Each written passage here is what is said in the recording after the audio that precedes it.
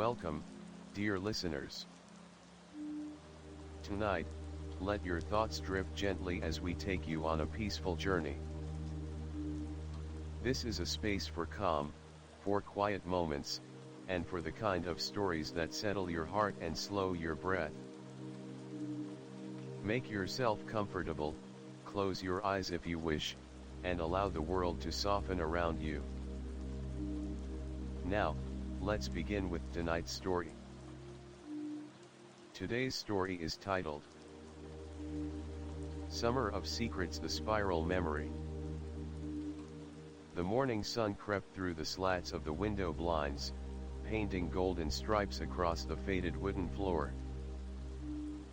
A soft breeze fluttered the thin curtain, letting in the scent of honeysuckle from the garden below. In the middle of the small, tidy room, a boy named Evan blinked awake. He was 10 years old, with a wild mess of curly brown hair and a deep love for summer mornings. The house around him was silent, too silent, the kind of quiet that made you want to whisper, even if you were alone. His parents had already left for work, and his older sister, Miranda, was away at a summer science camp. That meant today, the house, and the world beyond it belonged to Evan. He sat up slowly, listening for any creaks or distant sounds. Only birdsong greeted him, the distant trill of a morning dove mixed with the occasional chirp of robins. With a quiet yawn, he slid off the bed, his bare feet touching the cool floor. Evan tiptoed across his room, careful not to disturb the strange stillness that had settled over the house. He liked it this way, as if the whole place was holding its breath, waiting for something magical to happen. He opened his bedroom door and crept into the hallway, moving down the stairs that were covered in a soft, oatmeal-colored carpet. The fibers rose up between his toes, and he paused on each step to savor the gentle sinking sensation beneath his feet. As he reached the bottom, he glanced toward the living room. Everything was perfectly arranged, the sofa cushions were plump just so, the remote control sat in its designated spot on the armrest, and the coffee table gleamed as if it had just been polished.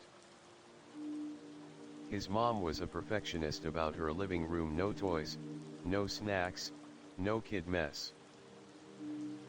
Evan knew better than to even breathe too loudly in there.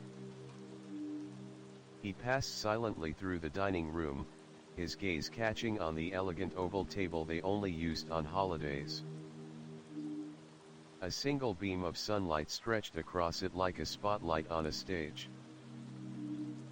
This wasn't his space. His space lay beyond the kitchen, where cereal boxes and juice packs lived, where he was free. The kitchen greeted him like an old friend. Sunlight streamed through the wide window above the sink, bathing the yellow-tiled floor in warmth. The refrigerator, a relic from the 70s, hummed softly in the corner, and the countertops, a bold marigold color, shone under the morning light. On the table sat a folded piece of paper with his name written in looping cursive. Evan grinned. His mom had left him a note. Lunch meat in the fridge. Stay nearby. Love you, Mom. P.S. There's $1 for a treat. Sure enough, tucked beneath the paper was a crisp $1 bill. Evan held it up to the light like it was pirate treasure. He tucked it into his shorts pocket with a grin. Now came the best part of the morning, breakfast without supervision. He opened the cupboard and scanned the options: boring bran flakes, slightly less boring corn squares, and his favorite sugar bombs. He grabbed the box with glee, pouring an overflowing heap into a bowl without a second thought. He then opened the fridge and reached for the milk, pausing just long enough to pour it into a glass, not straight into his mouth. His mom's voice echoed in his head, "We are not animals." While the cereal slowly softened in milk, Evan prepared a toaster pastry, strawberry frosted, of course. He popped it into the toaster and grabbed his lucky glass, a souvenir from last year's state fair. The faded image of a roller coaster was still just visible on the side. As he waited for the toaster to pop, Evan stood at the window and looked outside. The front yard shimmered in the early sun. The neighborhood was still waking up, the kind of morning when adventure felt possible, like anything could happen. The toaster dinged. Evan plucked the hot pastry out with 2 fingers, wincing, then dropped it on a plate. He poured the milk into his lucky glass, then carried everything, bowl, plate, glass, into the family room. This was the room where kids were allowed to be kids. He flopped down on the couch and switched on the old TV, tuning into a game show rerun where people won blenders and microwaves for answering questions about history. Evan munched and watched, dreaming of being a contestant, maybe even on a show with slime and spinning wheels. One day, he thought, he'd be there, maybe even as a champion. As he ate, a plan began to form in his head. Today was going to be more than just another lazy day. Today would be the day. He didn't know what would happen yet, but he could feel it in the air. There was magic somewhere out there, waiting for him. Maybe at the creek, maybe in the woods, or maybe just around the corner.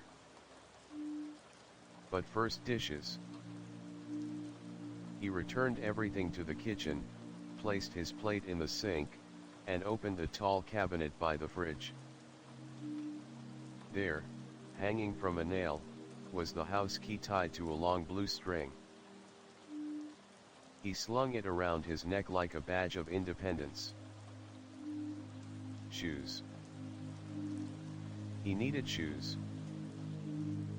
Evan ran to the front hall and found his sneakers waiting loyally by the door. He strapped them on tight, bouncing a little as he stood.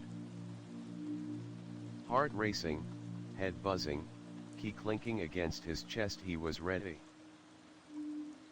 He unlocked the door and stepped outside. The summer air hit him like a wave, warm, fragrant, buzzing with life. A dragonfly zipped past his face. Somewhere, a lawn sprinkler clicked into action. He could hear the faint hum of a neighbor's radio playing old rock music. Evan walked across the porch and down to where his bike lay in the grass, exactly where he'd dropped it yesterday. It was dusty, a little squeaky, but it was his ticket to freedom. He hopped on, kicked off the curb, and rolled into the sunlit street. A new day had begun. And Evan, brave, curious, slightly reckless Evan, was rolling straight into it. The note beneath the brick. Evan's bike tires hummed gently on the warm asphalt as he pedaled down Sycamore Lane, his neighborhood bathed in golden morning light. Mailboxes stood like sentinels at the edge of driveways, some leaning slightly, others freshly painted.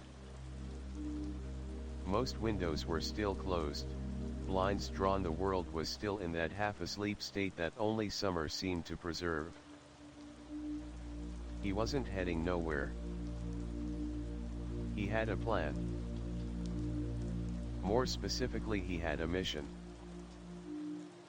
Just before summer break, his friend Theo had slipped him a folded piece of notebook paper during lunch. It had only one sentence scribbled on it. Meet me on the first Tuesday of break. Bring your bike. The adventure begins. Today was that Tuesday.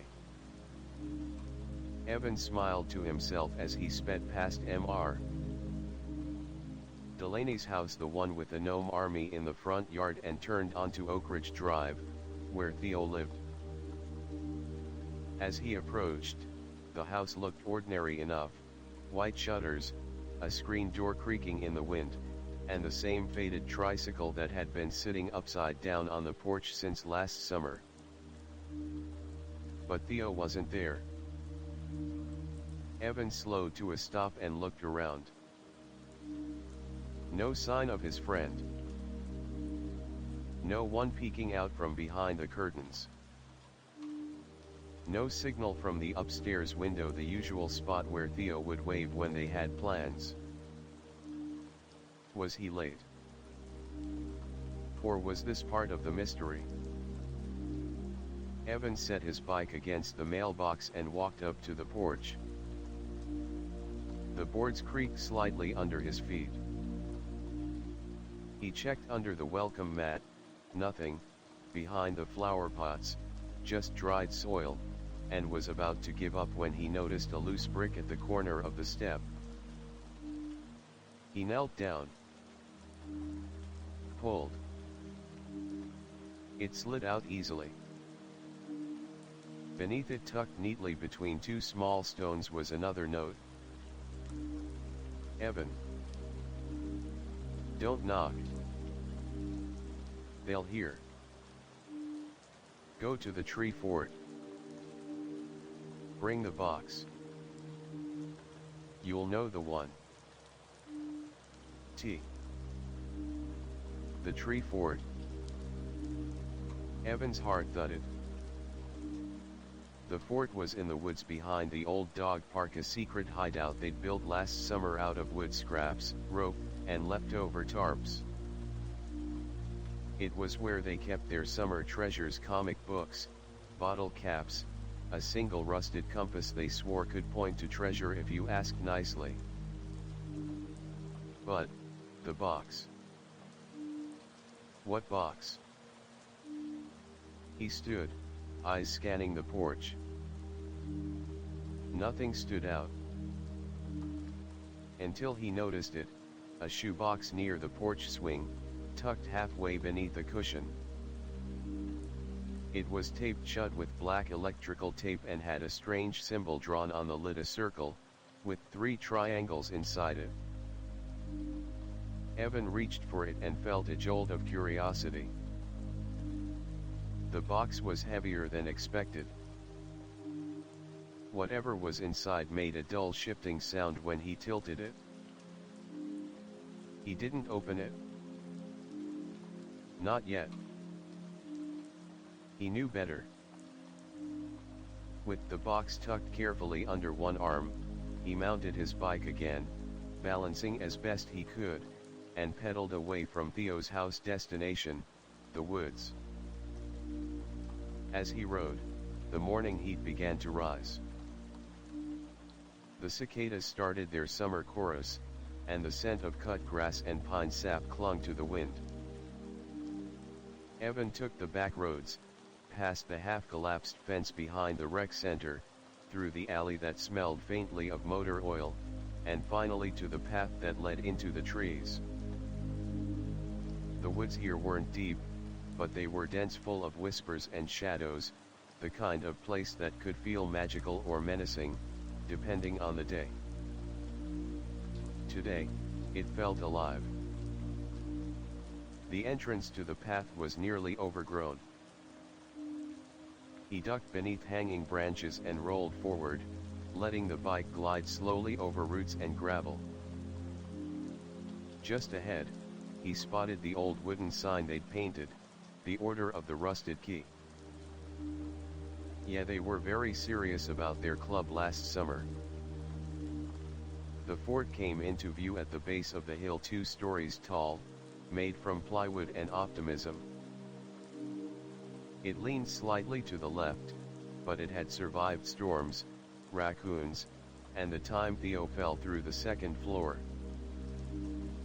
They had reinforced it after that. Evan leaned his bike against a tree, cradled the box, and climbed the ladder. Inside, the fort was cooler, shaded, and filled with the scent of old rope and pine needles. A tiny flag with the symbol of the rusted key fluttered on the wall. And there, sitting cross-legged on a faded beach towel, was Theo. He grinned without saying a word and pointed at the box. "You found it," he said.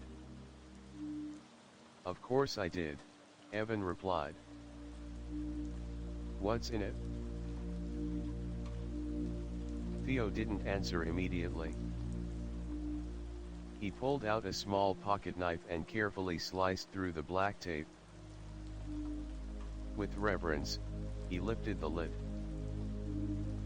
Inside, nestled in shredded newspaper, was something unexpected. A leather-bound book, ancient-looking and wrapped with a silver chain.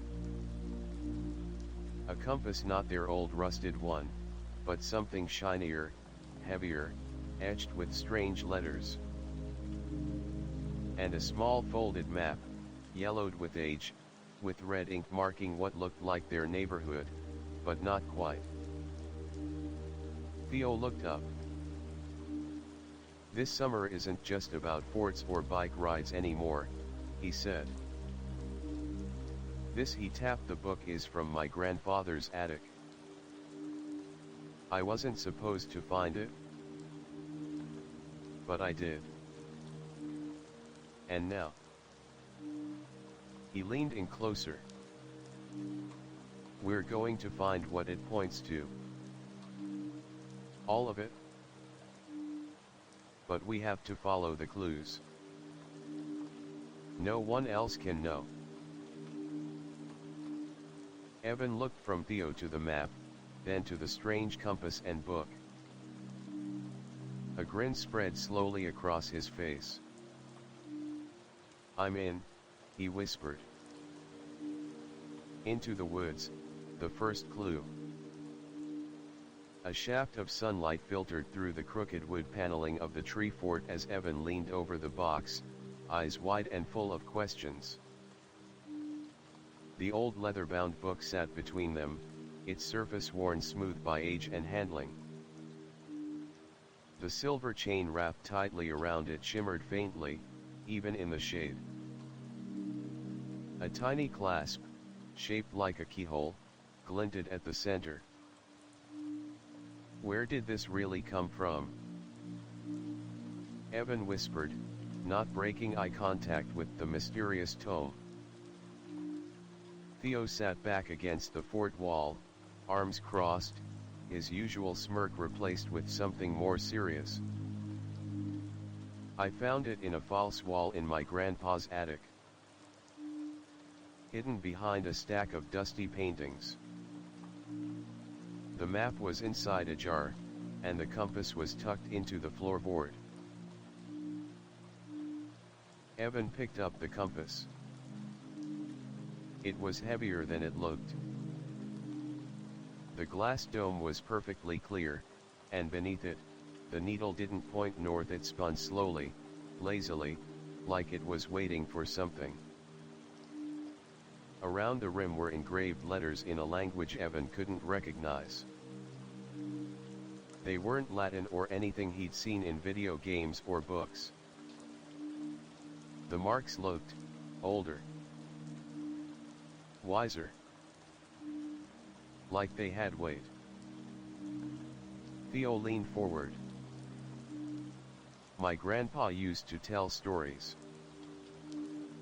Wild stuff about buried machines, secret societies, hidden tunnels under our town.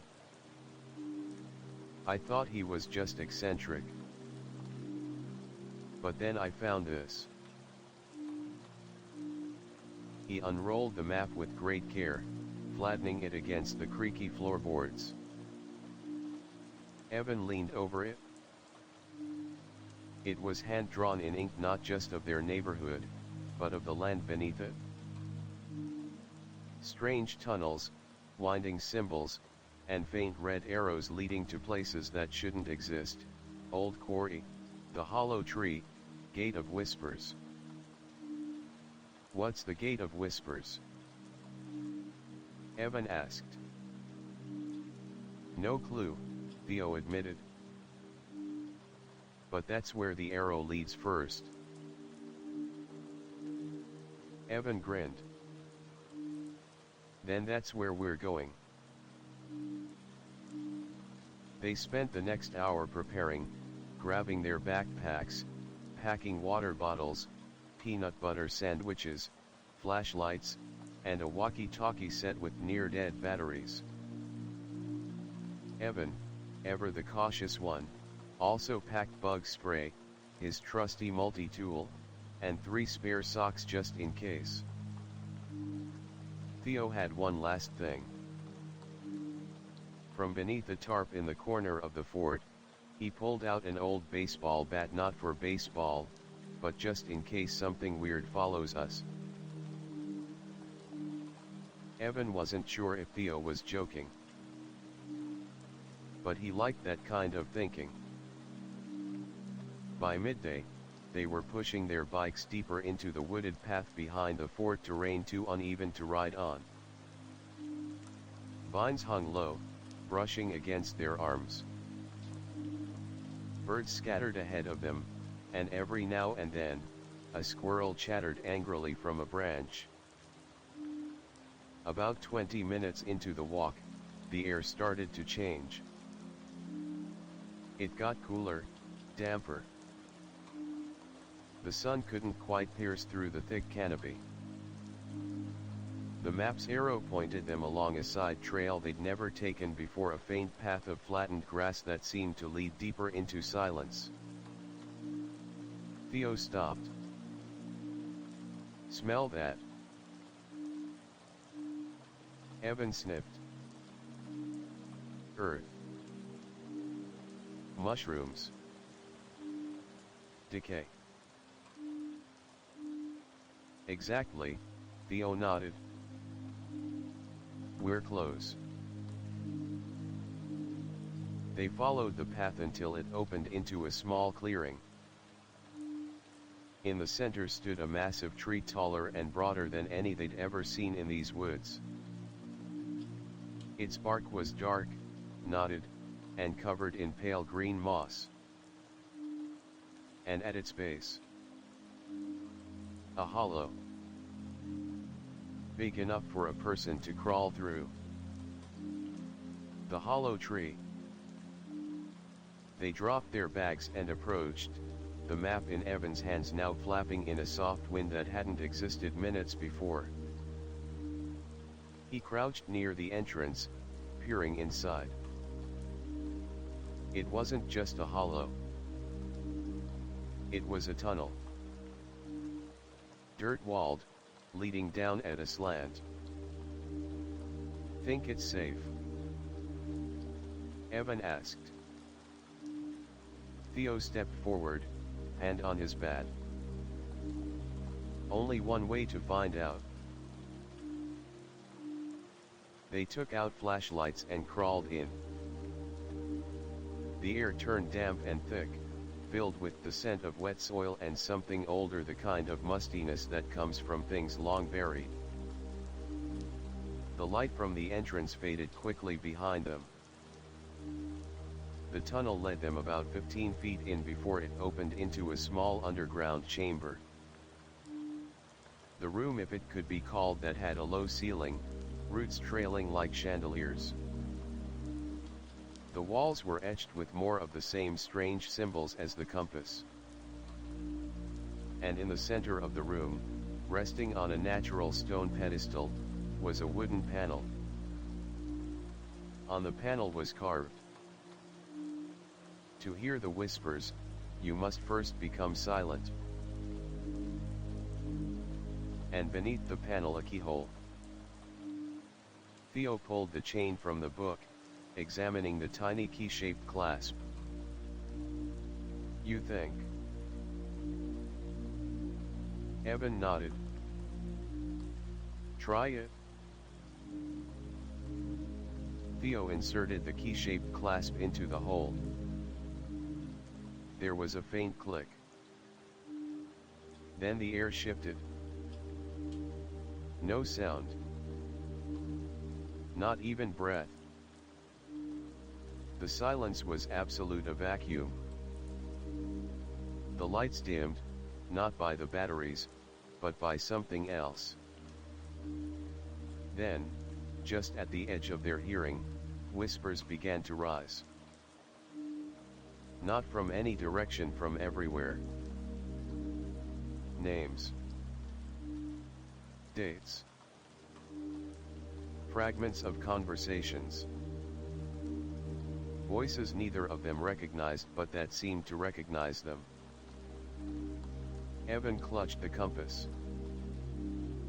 The needle was now spinning violently, then, it stopped. Pointing.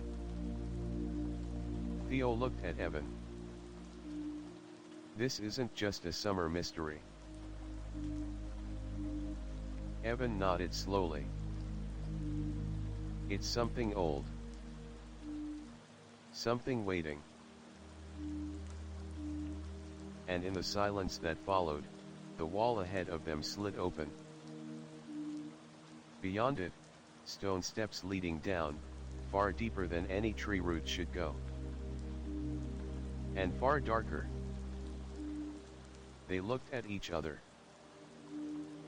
Then stepped forward. Descent, below the hollow tree. The stone steps stretched down into the darkness, swallowed by shadow and silence. Evan clicked on his flashlight, and the thin beam barely pierced the air in front of them. Behind him, Theo did the same, his jaw tight with anticipation and nerves. "This wasn't here before," Evan murmured, running his fingers along the damp wall beside him. The stone was cool, carved with grooves that felt too deliberate to be natural, almost like script. The marks looked ancient, eroded by time and water. Theo grunted.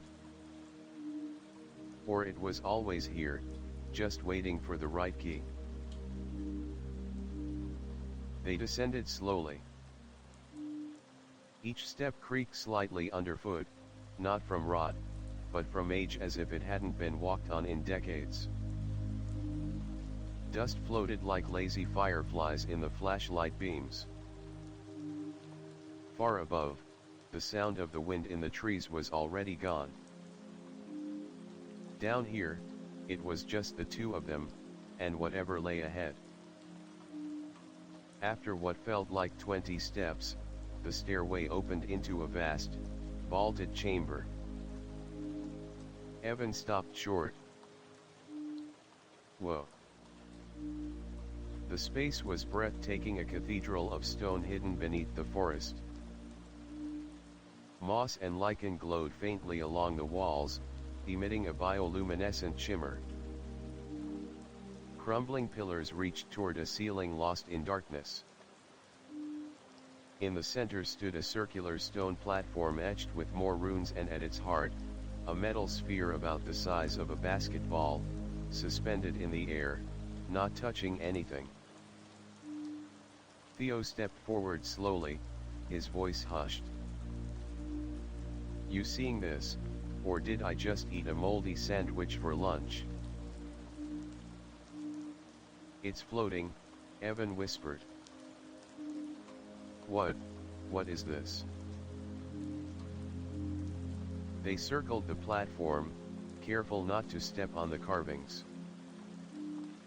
The air felt heavier here, like the weight of history pressed down on them.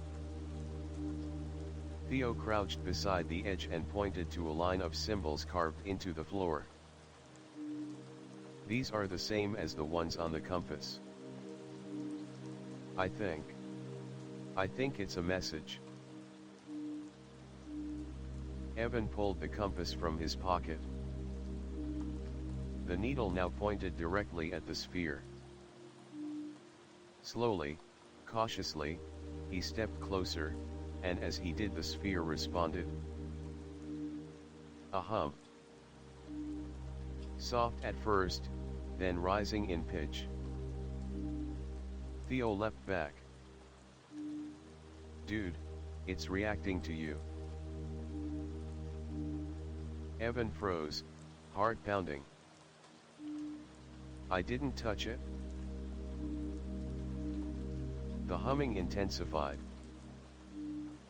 And then the sphere cracked open, not violently, but like the petals of a flower unfurling.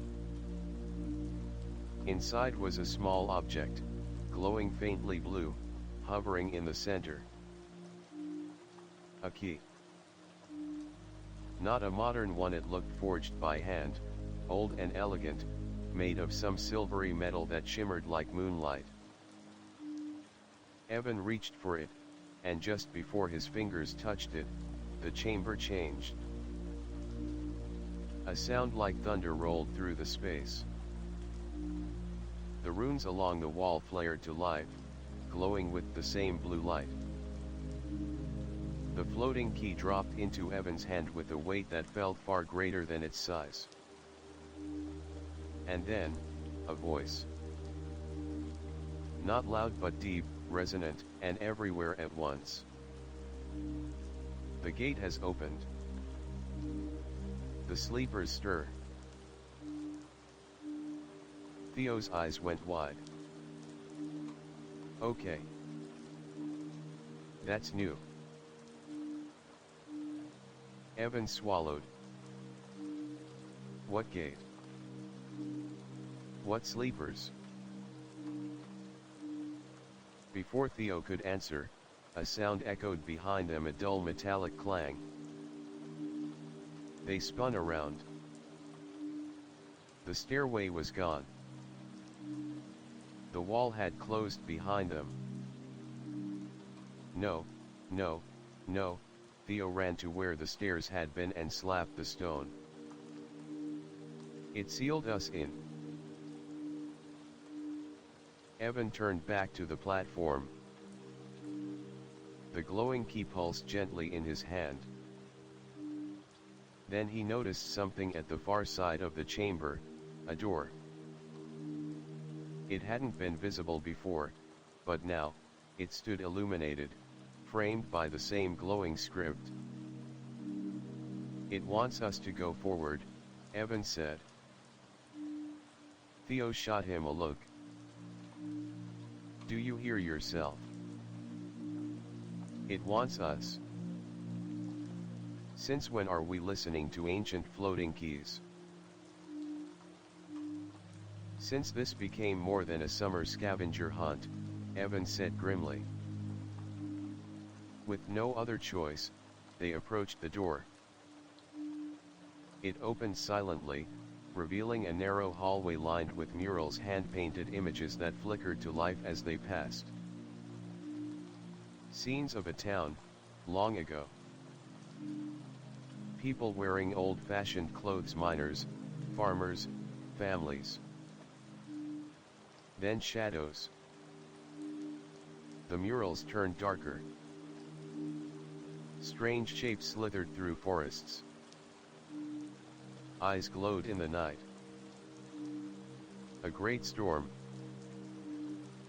People fleeing. And always, in the center of the chaos, the same symbol, the circle with 3 triangles, the mark on the box from Theo's porch. Evan stopped before a final mural.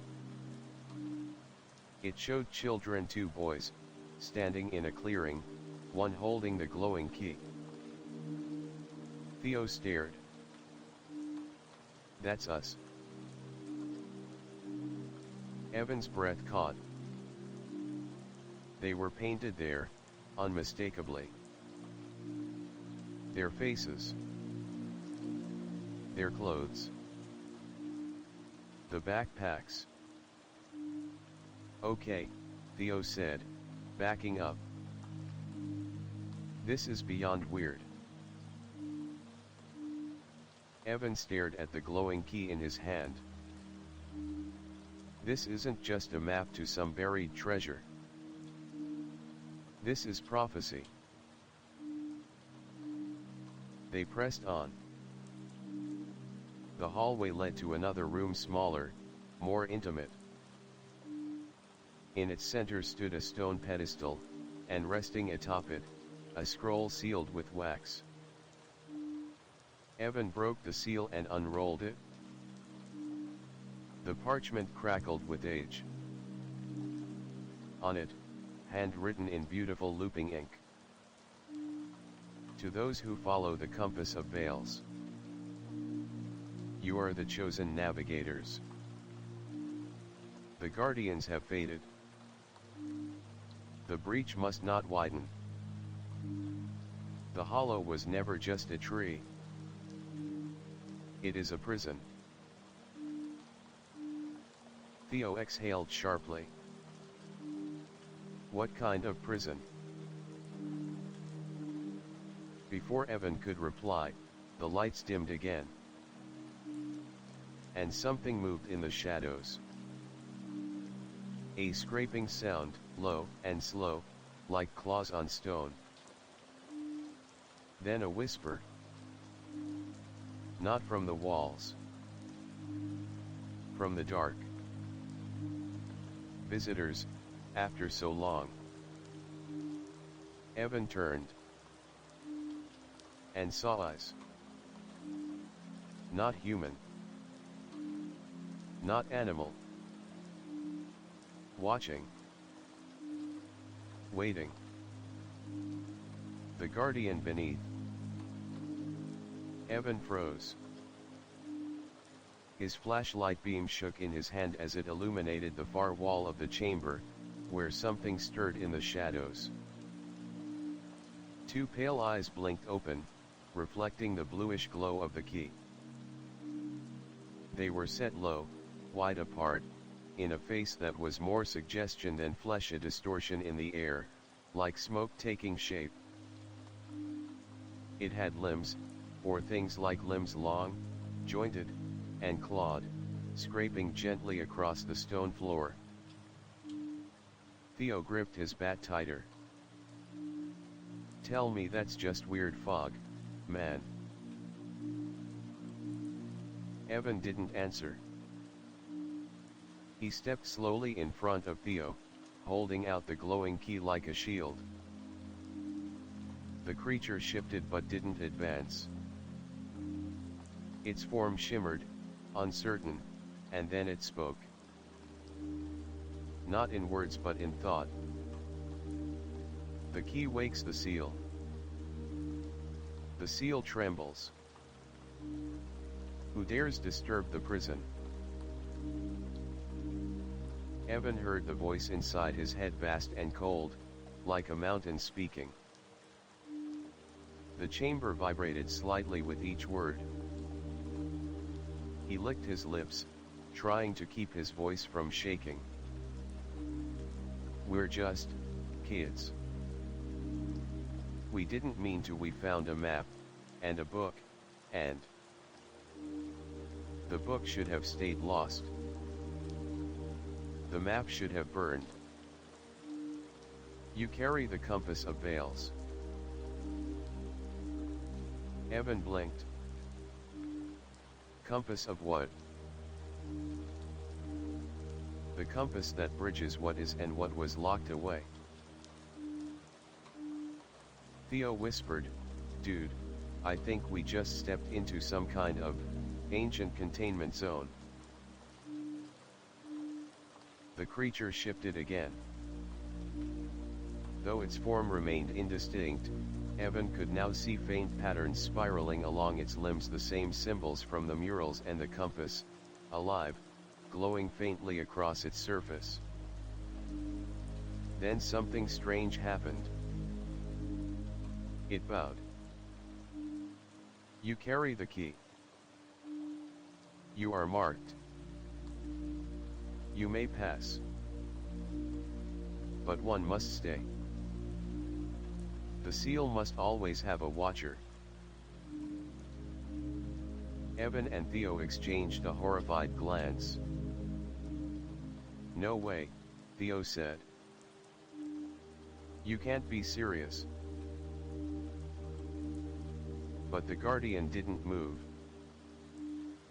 Its thought voice remained cold, final. "The door beyond leads out. But the exit requires balance." Two entered. One must remain. Theo hissed. "That's not fair."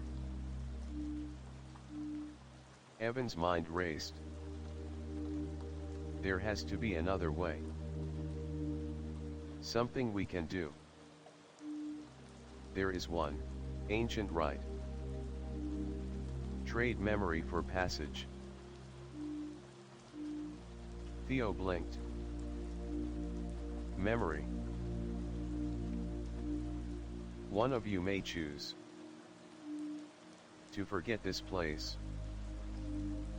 Forget the book. Forget each other. Forget the summer." A long silence fell between them. Evan stared at Theo. "If we do that, this whole adventure, this whole secret, it's gone.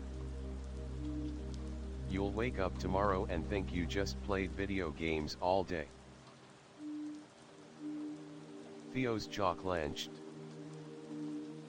He looked at the floating key, then back at the path that now glowed faintly behind the guardian, a sloped tunnel leading upward. I'm not forgetting you," Theo said. Evan blinked. "What?" "I'm not letting go of this. Not the book. Not this mystery. Not you. We've come too far." Evan's chest tightened. "Then what do we do?" Theo stepped forward, eyes locked on the guardian. "I'll stay." "No." Evan grabbed his arm. "Theo." "I'm serious," Theo said, voice trembling. "It's fine. I'll figure something out. Maybe this place has more answers. More than we even know. I can learn from it." The guardian remained motionless, watching. Evan didn't move. He looked down at the key, then at the compass in his pocket. Then, at the book. "What if I choose to forget?" Theo's eyes widened. "No, you can't. You're the one with the compass. It picked you." Evan smiled, though his eyes burned. "Exactly. If I forget, it'll find its way back. One day. Maybe even to you." Theo looked like he wanted to scream. "Don't. Please." But Evan had already made up his mind. He stepped forward. "I choose the trade." The chamber dimmed. The guardian extended one claw-like limb. It touched Evan's forehead, cold as moonlight. A sudden rush of images flashed through Evan's mind: the tree fort, the map, the laughter, the mystery, the chamber, Theo, and then silence.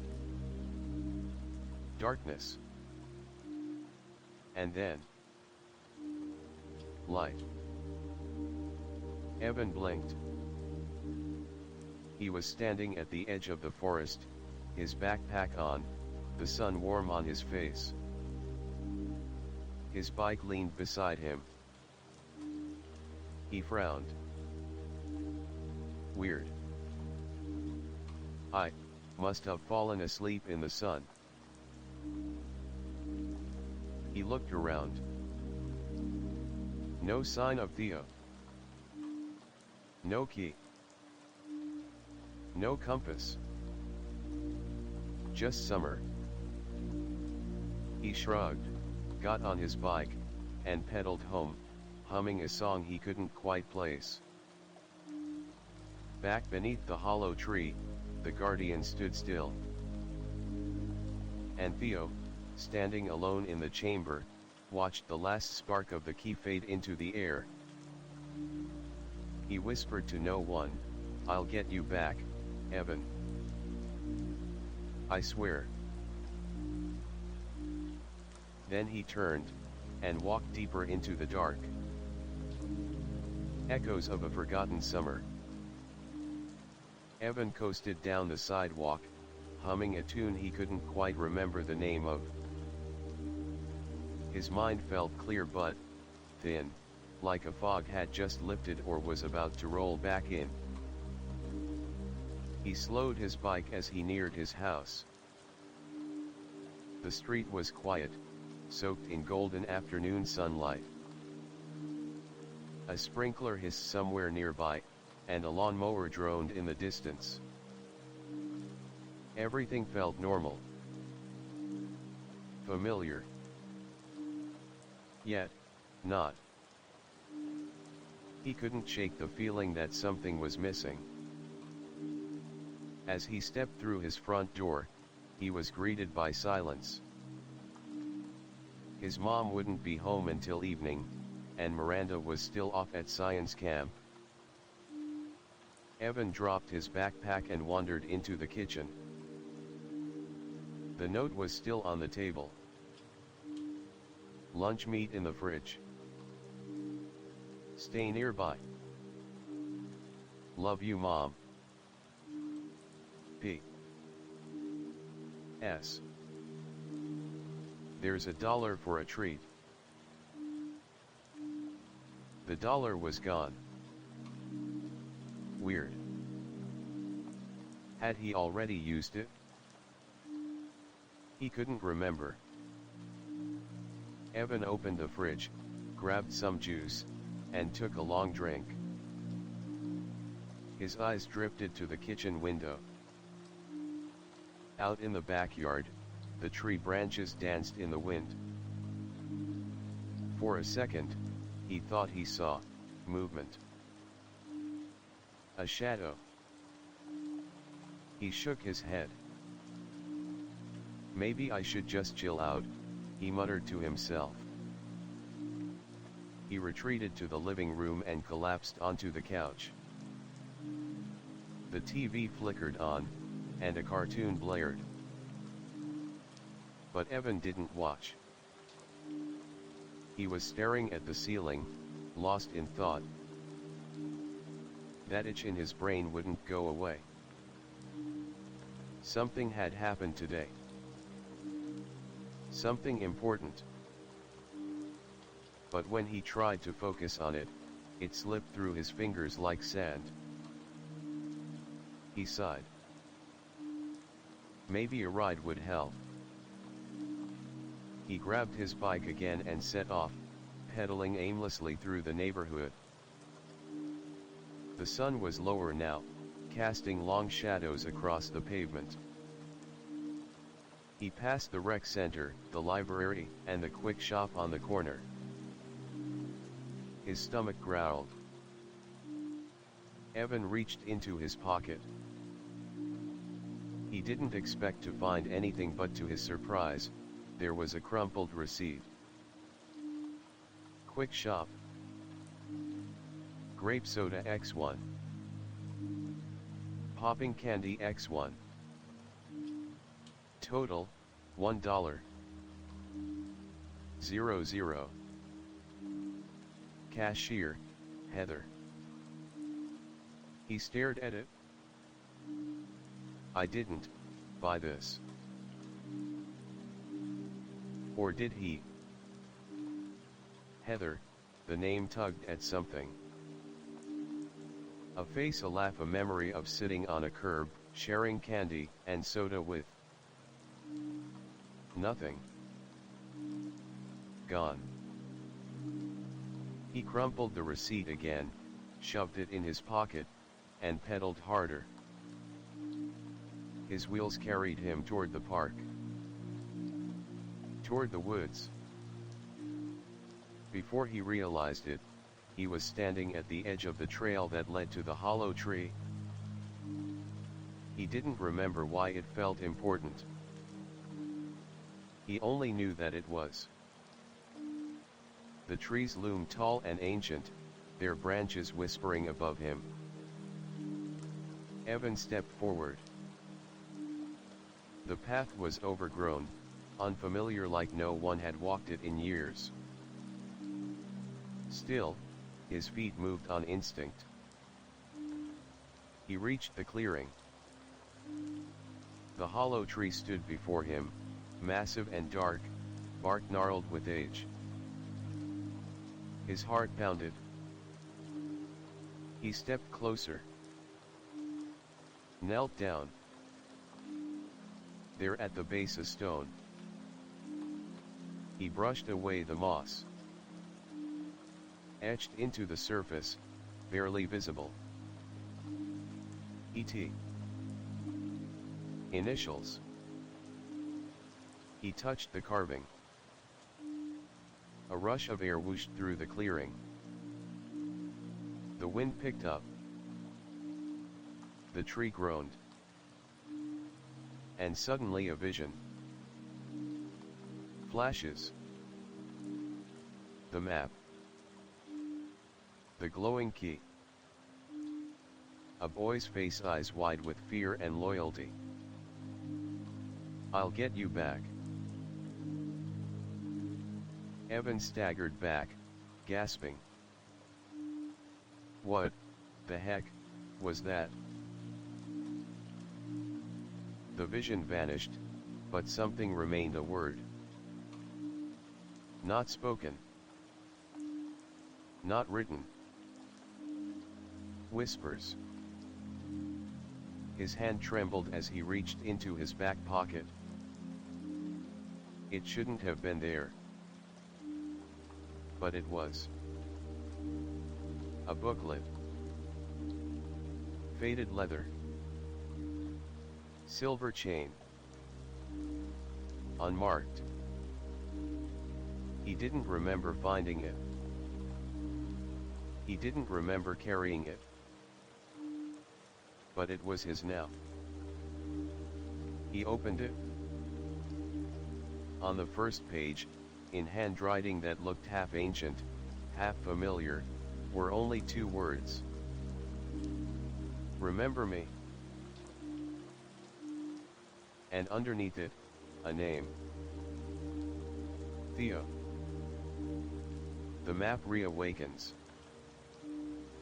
Evan sat cross-legged in the backyard, the fading sunlight casting long amber shadows across the grass.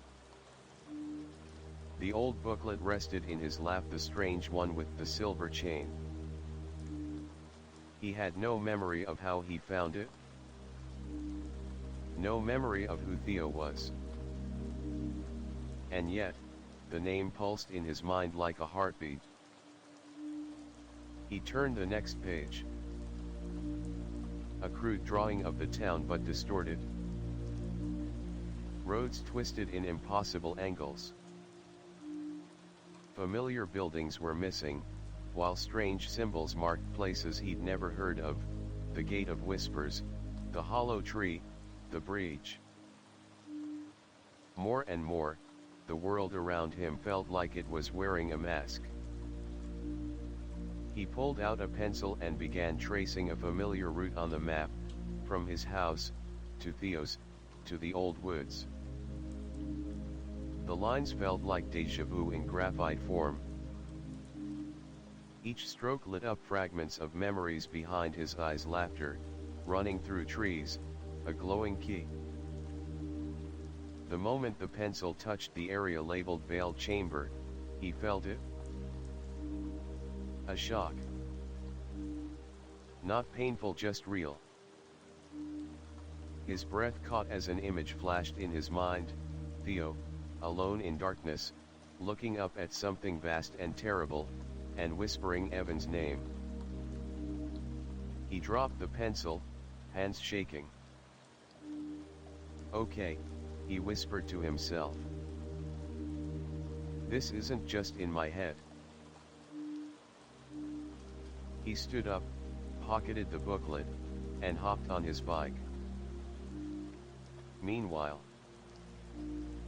deep beneath the earth, far beyond the hollow tree, Theo stood in a circular room pulsing with low, rhythmic light. The walls were alive, not literally, but with something ancient. Symbols shifted like liquid across the stone, rearranging themselves every time he blinked. He hadn't seen the Guardian since Evan left. But he wasn't alone. Been a while since someone new got in, said a voice from the shadows. Theo spun around.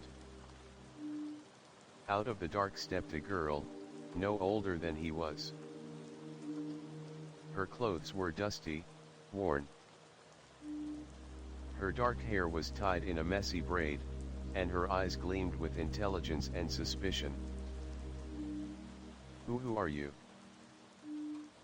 Theo asked, lowering the bat he'd been carrying for hours now. The girl shrugged. I'm Myra. Been stuck here since last summer. You. Theo blinked. Wait, what? You've been down here for a year. She rolled her eyes. Time doesn't work right in the veiled chamber. It could have been a week. Or a century. I stopped keeping track. Theo's voice cracked. Why haven't you escaped? She gestured around. This place doesn't let people out. Unless someone trades for you. You traded memories. The others, they didn't trade anything. So they stay. The others. Myra nodded toward a long hallway behind her. They don't talk much anymore. Lost themselves, I think. Theo's stomach turned.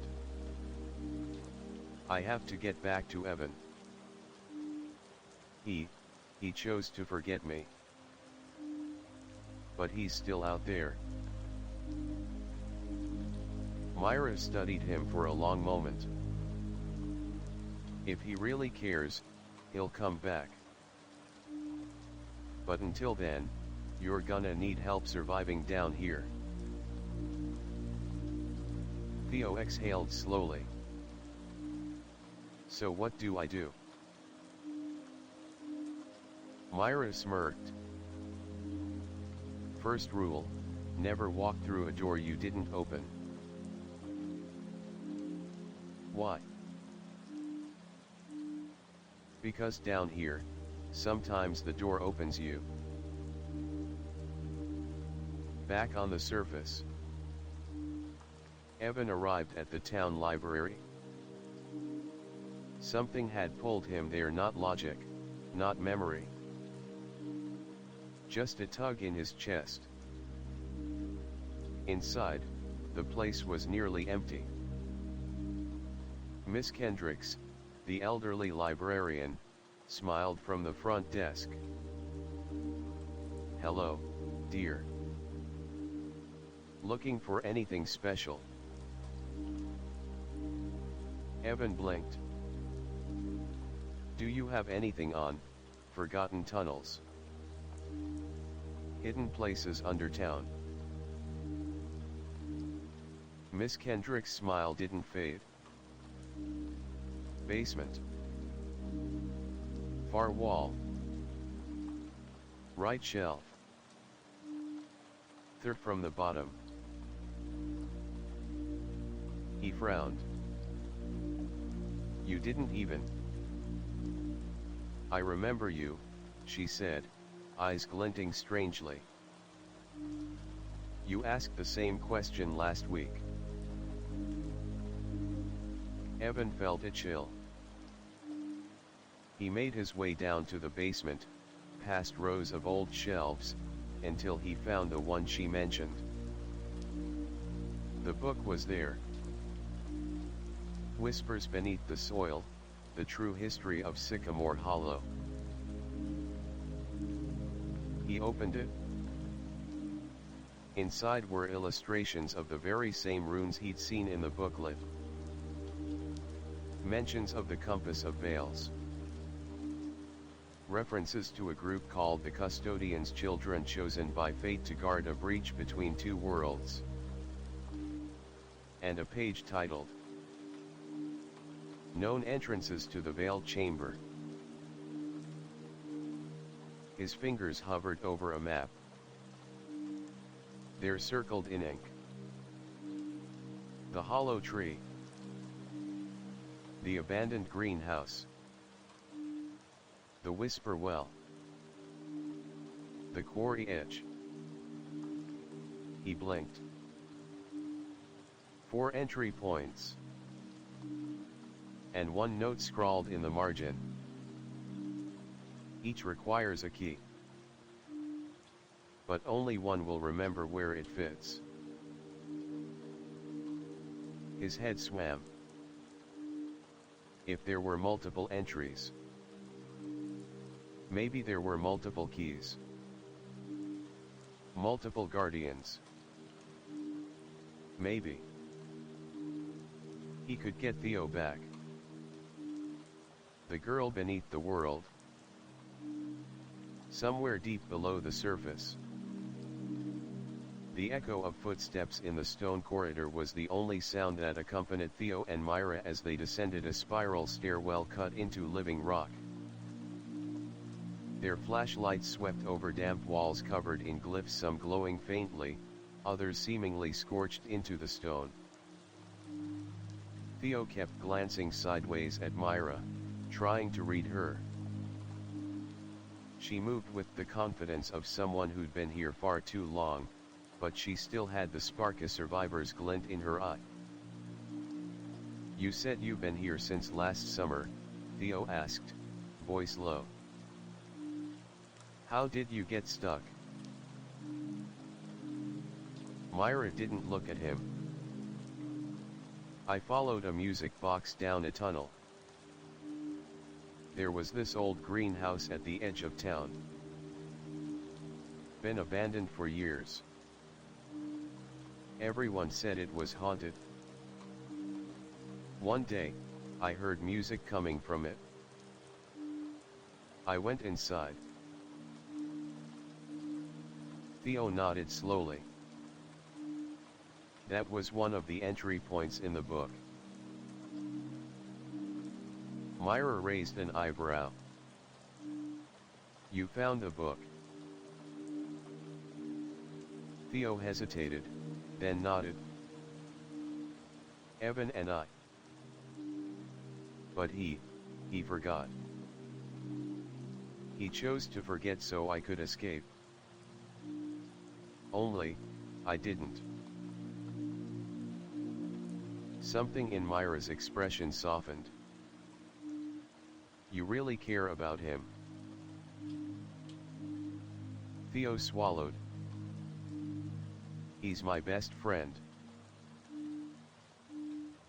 She stopped walking and turned to face him. Then let's get you out of here. But we have to be smart. They reached the bottom of the stairwell. Before them stood a massive door of black stone, covered in silver markings and a single phrase etched in glowing script.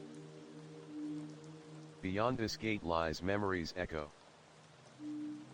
What is forgotten still remembers. Theo stepped closer. Is this where the lost ones go? Myra nodded. It's the Echo Archive. Only the custodians are supposed to enter. But I think we've both earned that right. She raised her hand and touched the center of the door.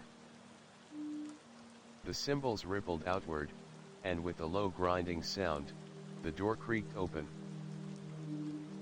Inside was a massive hall filled with suspended crystalline orbs, hundreds of them, floating in midair, each one glowing with a soft inner light. The orbs whispered. Theo stepped closer to one and heard a voice. His own. You'll remember me, even if you forget. He gasped. That's my voice. Myra nodded. These are memory echoes. Fragments of moments stored here, waiting to be remembered. Some are from people like us. Others, older. She pointed to a far wall where a massive mural stretched the length of the chamber. It showed a tree, a compass, and a fractured gate spilling darkness into a world of light. Myra whispered, there's more going on here than just your friendship. You and Evan, you were chosen. You didn't just stumble into this. Theo clenched his fists. Then why erase our memories? Why hide all of this? Myra didn't answer. Instead, her eyes drifted to a podium at the center of the room. Atop it, a metal box with 3 rotating dials. Theo stepped forward and examined it. There were symbols on the dials, but no instructions. It's a cipher, he said.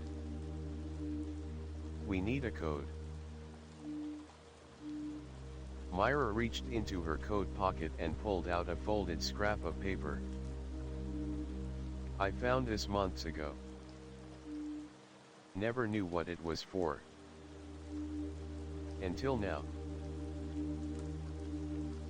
Theo unfolded it. The page held a riddle. To open the way. Say what was lost. When memory gave. What freedom cost. He frowned. Say what was lost. He looked up at the crystal orb still playing his voice. You'll remember me, even if you forget. He turned the dials. EVAN. The box clicked. Opened. Inside, a key. Not glowing. Not silver. Bone. Myra's breath caught. That's one of the prime keys. Theo looked at her. There are more. She nodded. 7 total. Each one bound to a forgotten truth. We'll need them all to fix the breach. Theo held the bone key tight.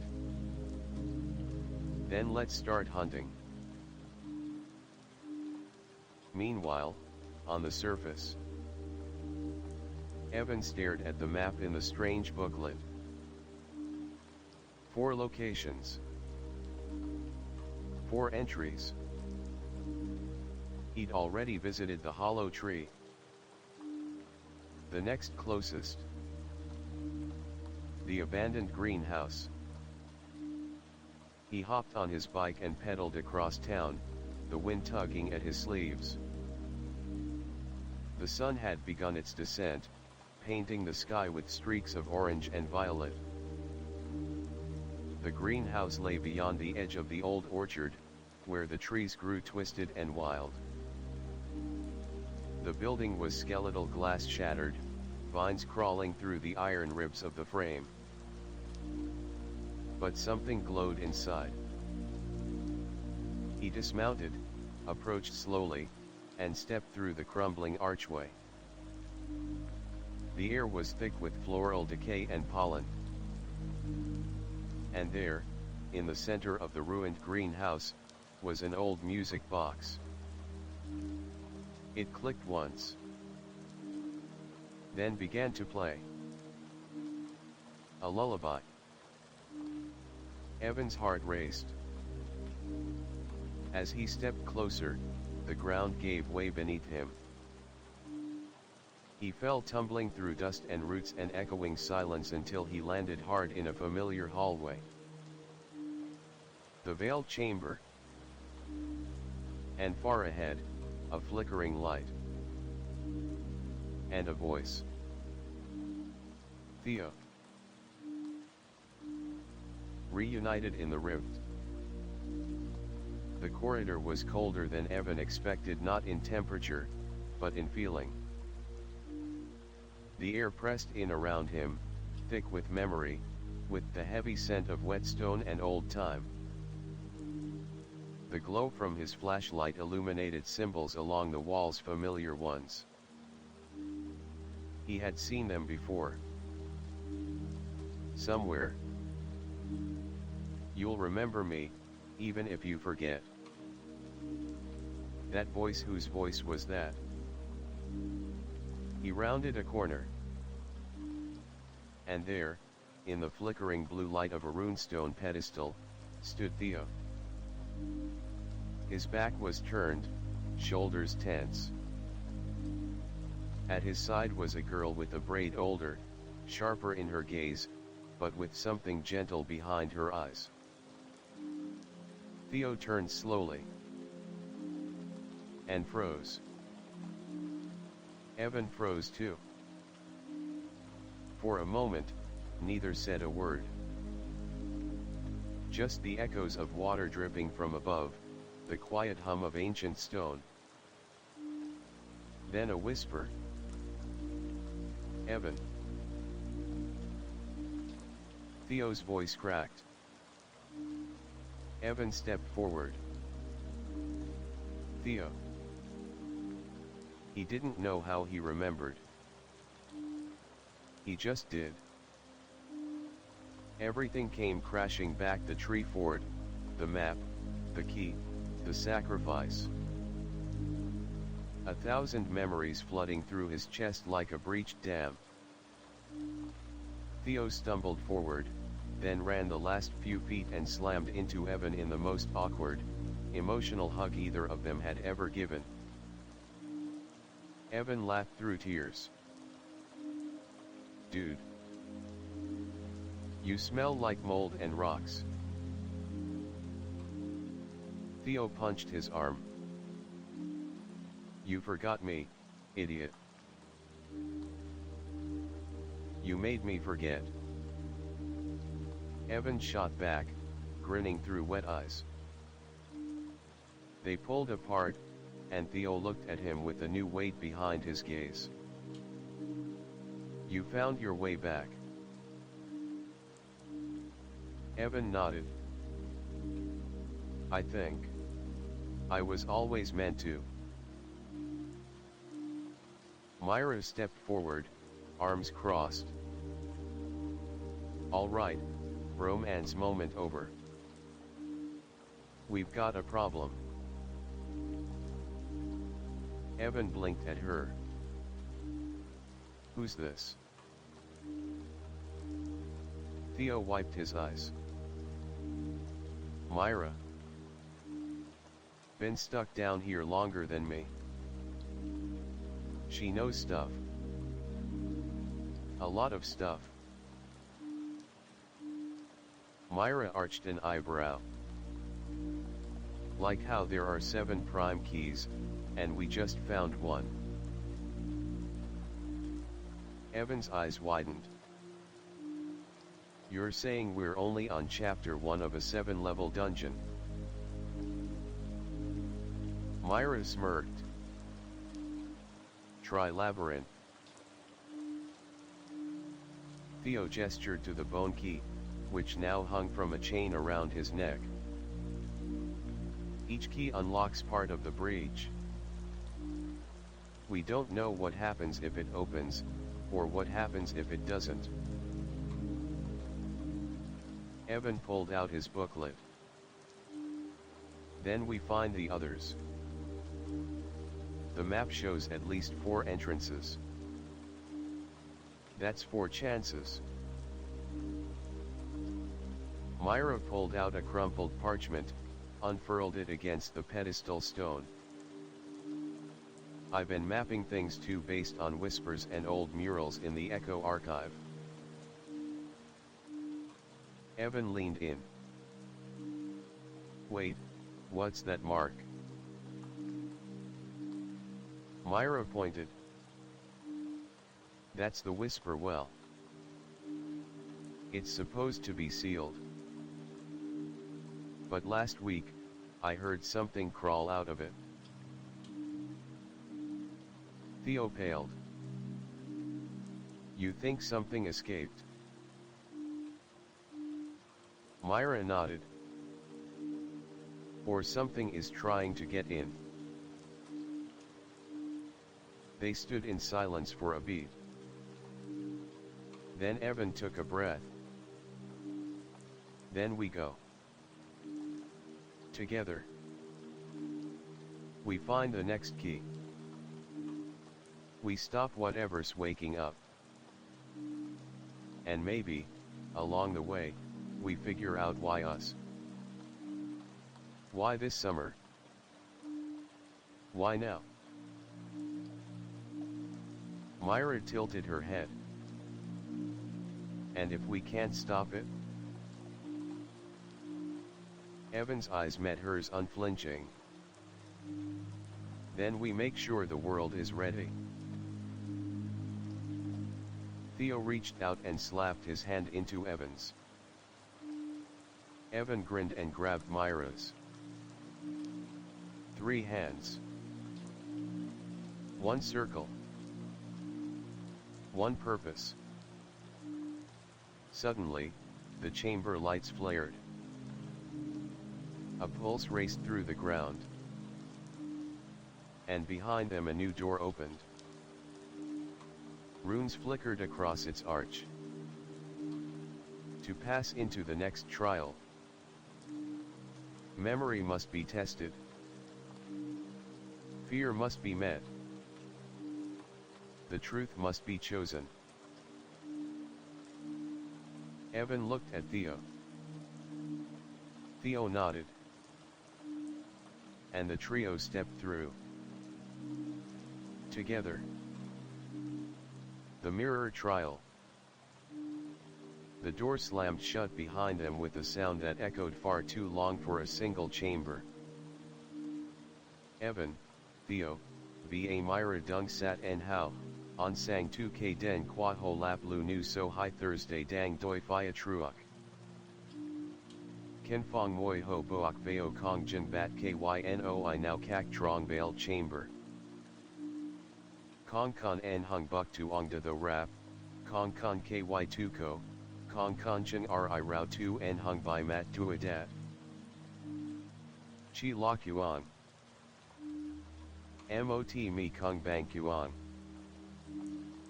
Viotan. Moi huang, moi boak, chi la hin on fan chiu, qua chin ho, qua en hao, va, qua en hung fi en ban kong dung. Okay, Myra Noi Ki, Nam Chat Con Deo Gam Si U Trong Te, I hate this already. Theo Tho Ra. This is definitely a memory trial. The room's testing us. Evan Kame. Why mirrors, though? Jan Noi Bang Bong Tu Buk Tuong, Kong Phi Tu Bat Kyi Trong So Ho. Because what you fear most isn't out there. It's already inside. Bong Mot Keng Kuang Nai Phia Truok Evan Bat Mo Nu Kwa Koi. Ben Trong La, Ching Ka, En Hung Doi Mat Lan Lung, Moi Mem Lai Trong Noi That Bong. Don't you remember? Fan Chiu Kwa Evan Noi. You chose to forget him. You walked away. Evan Lui Lai. No. I gave up my memory so Theo could escape. You didn't fight hard enough, Hin An Kia Dap, Jung Sak Nu Deo. Myra Va Theo Din Tien Lai, An Hung Nai Lu Kai, Tu Ong Kuang Dong Sap Suang, Chia Cabara An Hung Loi Ren. Myra's Path. Ko Boak Kwa Mot Han Lang Ruk On Du, Kong Phi On Lua, Mala On Mat. Ko Thay Min, No Han, Ko Ro Ben Bojian Kan. Lan Dau Tien Ko Nation Hat Tu Trong Du. Lan Dau Tien Ko Boak Bao Veil Chamber. Kong Ai Dithio. Kong Ai Timko. Jung Noi Bang Bong. No one came for you. No one will. You're alone because you're meant to be. Myra Rut Deo, Boak Toi Fan Chiu Kwa Chin Min, Mat De Lua. Maybe I started alone, Ko Ti Tom.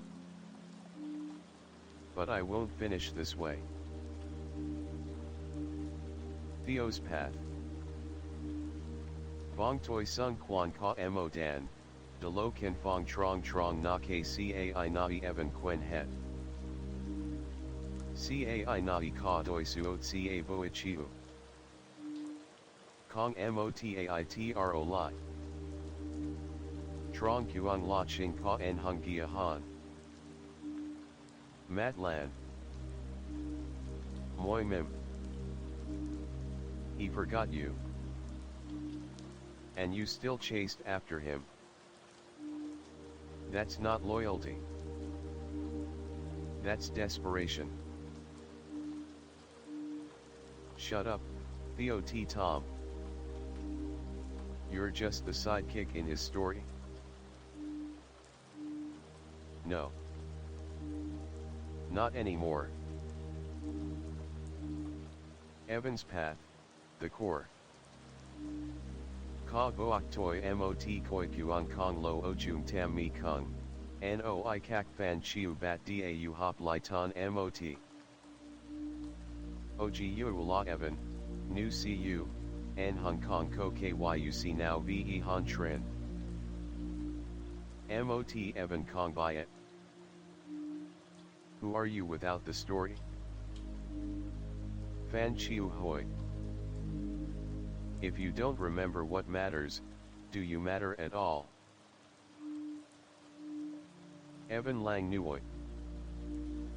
Roi Ka Mo Quan Booklet Ra, Lan Dau Tien Ben Trong Sang Len. Tu Trang Dau, Dong Chu Moi Hein Ra. To remember is to reclaim. To reclaim is to resist. To resist is to rewrite the end. Evan Gat Dau. Then I choose to remember everything. Kuang no tung tan on sang. Mi kung bien mat. Ba nuoi lai dung kung en hao, moi nuoi run ray, amo hoi lan, an hung on mat bung bang han. Truok mat ho, mot banda, ba tren du. Cheek chia koa Thursday hot. Lan na kong fi bang suang hay sat ma la tweet in, sang ruk nu duok duk tu kyuc tinkiat. Myra nhat no len. 2 down. 5 to go. Theo n in Evan. You good? Evan Kui and he. Better than I've been in a long time. Mot Kin Kong Moi Mora. Kong Jin An Hung Cai Truok, Kong Na Kong Disuang. No Dan Len. Ve Lai Mat Dad. Va Ko Thursday Gi Du, Dang Cho Ho O Du. Summer of Secrets, Chapter 11, The surface has shifted. The stone door groaned open, flooding the chamber with blinding light. Evan shielded his eyes as a gust of wind swept through the tunnel. It didn't feel like the stale, trapped air of the veiled chamber. No, this was fresh. Alive.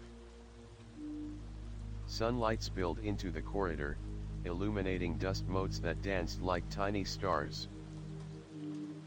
We're back. Theo asked, stepping forward. Myra narrowed her eyes. That's what it wants us to think. But they had no choice. The three of them moved cautiously through the door, backpacks slung tight, 2 keys in hand, their hearts pounding not from fear but from the weight of everything they now knew. They emerged not into the forest, not near the hollow tree, not even near the greenhouse. They stood in the middle of the old elementary school's playground. At sunset. Evan blinked. How the heck? The sky was bruised purple. The swings creaked softly in the wind. The tetherball spun slowly, like someone had just hit it. But no one was there. No children. No cars. No sounds of summer. Just silence. Too much silence. Okay, this is seriously messed up, Theo muttered. Myra crouched, brushing the dirt near the monkey bars.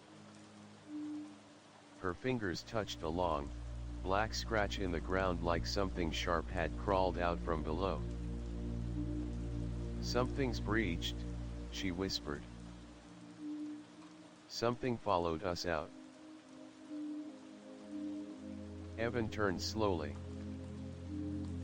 The mural on the school wall, the one that used to show a smiling sun and cartoon kids holding hands, had changed. The paint looked melted. The sun's smile had turned into a crooked line. The children's eyes were now blacked out. That wasn't like that before, Evan said. Suddenly, his backpack pulsed faintly glowing blue from within. He opened it and pulled out the glass key. It shimmered. But now, it pulsed with a warning. A flash. A sound. A vision. The town cracked open, shadows spilling out from underground. People running. Street lights flickering. And above it all a voice. The breach widens. The veil thins. Your world is not yours alone anymore. Evan staggered back, gripping his temples. Theo rushed to his side. Evan. You okay? I saw it, Evan gasped. Something's coming. Fast. Myra stood, face pale but calm. Then we move. We find the next gate. We don't wait for the next key to find us. But as they turned to leave, they heard it. Click. Clack. Click. Not footsteps. Claws. From around the corner of the school building, something emerged. Something that should not have been on the surface. It looked like smoke wrapped in bones, tall, hunched, its head brushing the overhang of the roof. Its face was a blank plate of stone, with eyes carved into it glowing with blue fire. Around its neck hung a chain. And on that chain, a third key. Theo breathed, that's one of them. Evan stepped back. Then why is it carrying it? The creature opened its mouth. But no sound came out, only silence. Crushing, deep, intelligent silence. Then it lunged. The chase. They ran. Across the empty playground, through the torn-up soccer field, over chain-link fences. The creature gave chase, moving in jerks not quite real, like a video buffering in broken frames. We need cover. Myra shouted. Theo pointed. Rec center. Basement. They tore across the parking lot, shoved open the old rec center's doors, and slammed them behind them. They bolted down the stairs, heartbeats thundering. Evan turned to Myra. We just saw a guardian on the surface. That's not supposed to happen. Myra nodded grimly. No. Which means? Theo finished her sentence, the veiled chamber is bleeding through. The room pulsed with a low hum. Evan looked down. The glass key in his hand now glowed red. The third key is haunted. The old rec center basement was dark, damp, and smelled like forgotten socks and chlorine. Long unused lockers lined the walls, and the hum of flickering fluorescent lights buzzed above their heads. The group huddled near the emergency stairwell, the door above them blocked with an overturned vending machine. For now, they were safe. Kind of. Evan leaned against the wall, catching his breath. Okay, what was that thing? Myra crouched beside the glowing key in Evan's hand. Its red glow was pulsing faster now, like a heartbeat synced to danger. That was a silencer, she said, voice steady. One of the lost guardians. Not all of them stayed loyal to the seal. Some went rogue when the compass broke the first time. Theo frowned. Wait, broke. Myra nodded. Long ago. Before us. Before even our grandparents. The compass of veils was shattered, the pieces scattered. The breach held, barely. And now it's reopening, Evan murmured. Because we're gathering the keys again. No, Myra said, rising to her feet. It's reopening because someone or something wants it to. And that silencer. It wasn't just guarding the third key. Theo's eyes narrowed. It was using it. A chill spread through the room. Suddenly, the lights above them blinked. Once. Twice. Then went dark. A familiar click. Clack. Echoed from the hallway. It had found them. The ambush. Move. Myra shouted, pulling a flare from her backpack and lighting it. Red light bathed the basement as the silencer stepped through the locker row, its form glitching, bones shifting at unnatural angles, head cocked like it was listening to music no one else could hear. Theo swung his bat. Myra had her knife. Evan had the compass. He gripped it tight. The device vibrated, and for a split second, he saw through the veil. Not the monster. Not the basement. But Theo shivering, alone, forgotten in the tree fort. Myra, by the whisper well, eyes filled with loneliness. And himself, holding the key, whispering. You'll remember me, even if you forget. The silencer struck. But this time, they didn't run. Theo dodged left, Myra rolled beneath its swipe, and Evan stepped into its path, holding the compass high.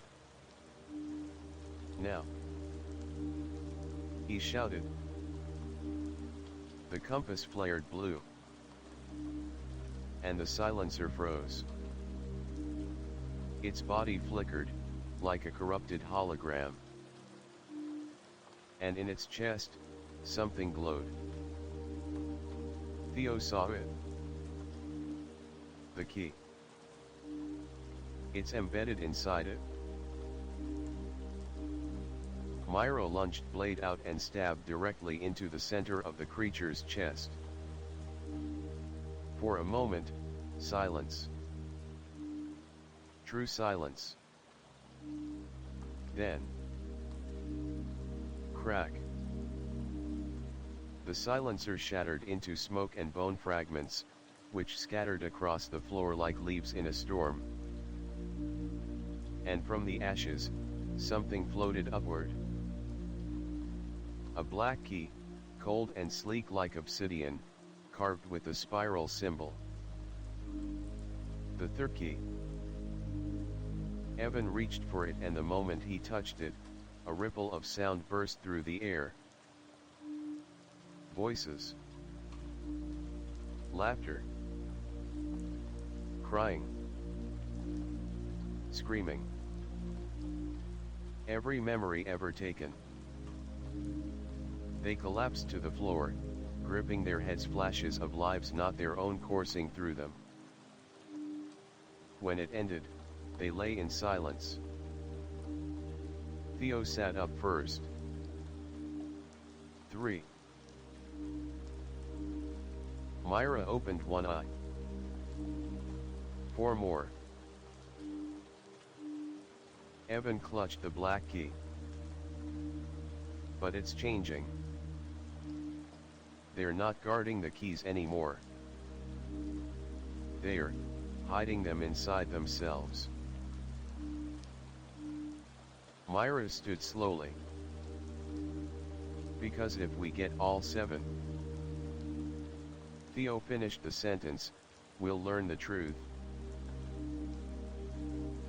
And then they heard it. A new sound. Far off above them. Sirens. But not emergency sirens. Something older. A signal. From the breach. The Well of Whispers. The trail to Whisper Well wasn't on any map. Even Myra, with all her knowledge of the veiled chamber, admitted. I've only heard stories. Old ones. From the orbs. No one who's gone to Whisper Well ever came back the same. Still, they had no choice. 3 keys in hand. 4 to go. And the 4th, called to them.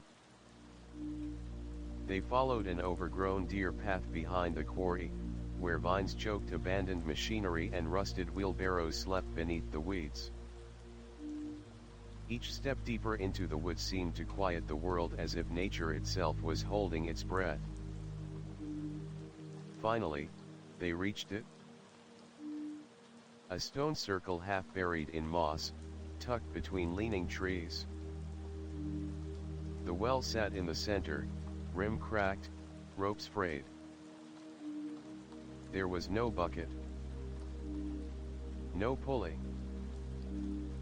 Just a dark hole. And a voice. Evan heard it first. Evan. He spun. Did you guys hear that?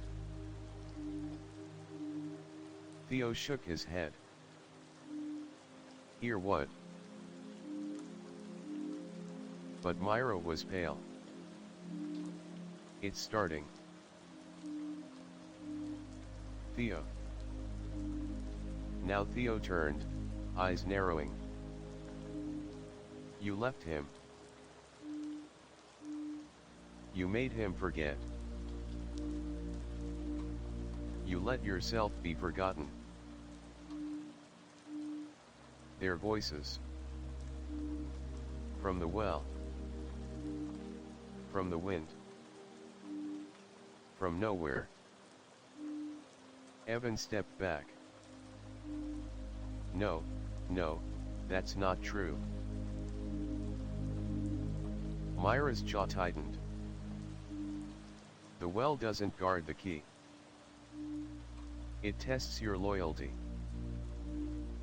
It finds the crack in your trust, and splits it open. She doesn't believe in you. He's still angry. You'll leave each other again. Evan clutched the compass. But now it spun wildly, no direction. Myra grabbed his arm. Listen to me. We have to go down. Theo blinked. What? Into that. It won't let us leave until we do, Myra said. And the key's at the bottom. Theo looked at Evan. If this thing makes you forget me again, I swear I'll haunt your walkie-talkie for life.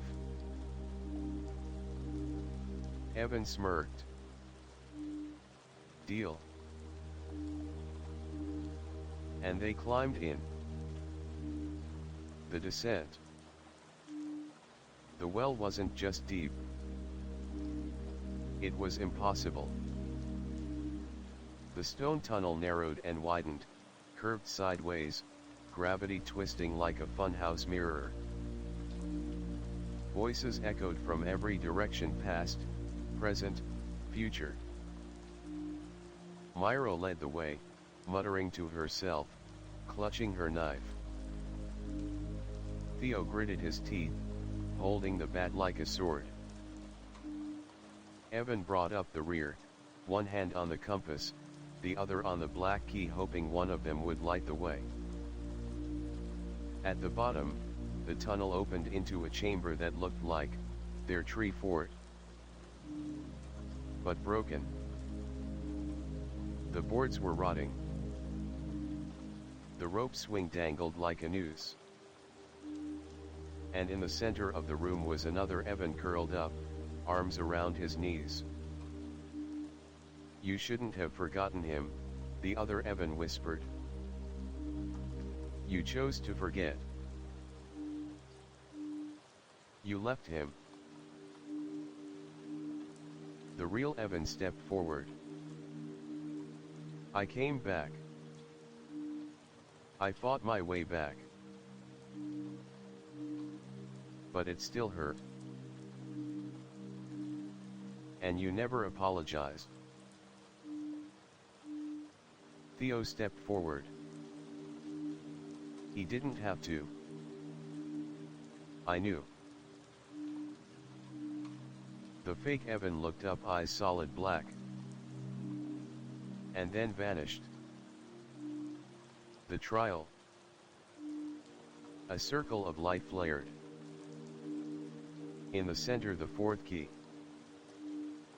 This one wasn't bone, or glass, or obsidian. It was wood. Worn, ancient, splintered. It looked alive. Myra stepped forward. But the air shimmered. A fourth figure appeared. A girl. Around their age. Brown eyes.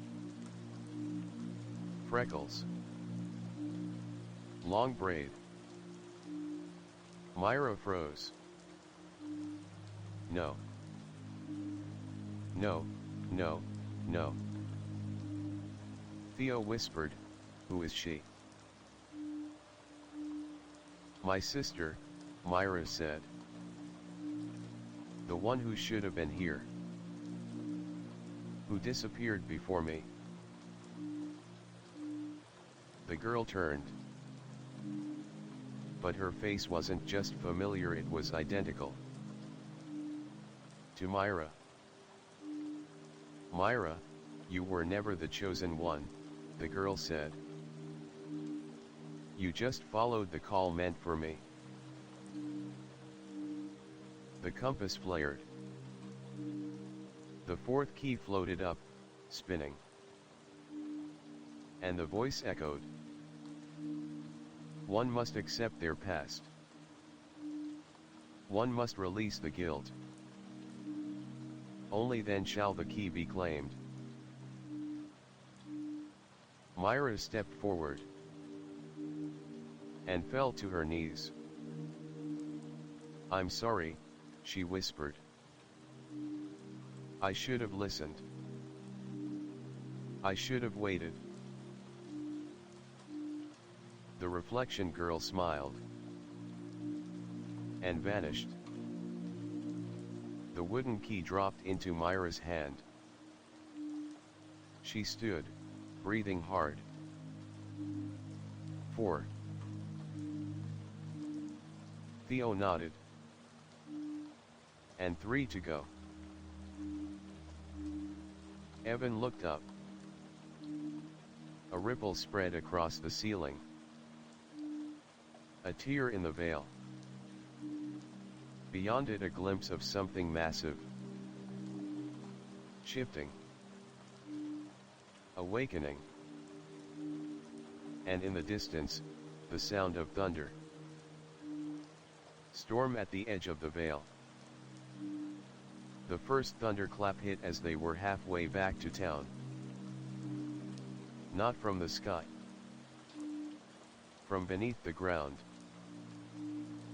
The air vibrated, trees shook, birds erupted from the canopy, and the clouds above the hills turned a sickly greenish purple. Lightning arced sideways across the horizon, silent but furious. Evan glanced at Myra. "That's not a normal storm, is it?" "No," she said, eyes narrowing. "It's the Vale fighting back." They stood at the edge of the tree line, the town stretched out before them. But the streets no longer looked familiar. Sidewalks cracked like shattered glass. Houses bent at unnatural angles. The gas station sign flickered in and out of existence, like a corrupted image file. And in the center of Main Street, a rift. Glowing violet, jagged like a claw mark across reality itself. From it, shadows bled into the world. Theo gripped his bat tighter. "This is happening too fast." Myra pulled out the wooden key. "We've triggered something. The fourth key must have weakened the final bindings." Evan opened the compass. The needle spun so fast it vibrated, then suddenly stopped. Pointing. "Next key's not underground," he said. "It's here. Somewhere in town." Myra scanned the horizon. "There's only one place strong enough to hold a key up here." Evan and Theo spoke in unison. "The library?" "At the library?" The town's old library loomed like a cathedral from another age. Ivy-covered walls. Broken windows. A place of memory, silence, and now, echo. As they approached, they saw people. But they weren't moving. Dozens of them. Frozen mid-step. Eyes glazed, mouth slightly open. Theo reached toward one. "Miss Kendricks." The librarian didn't respond. Myra held him back. "They're stuck in Vale Lag. The boundary between worlds has scrambled their timelines." Inside, the library was worse.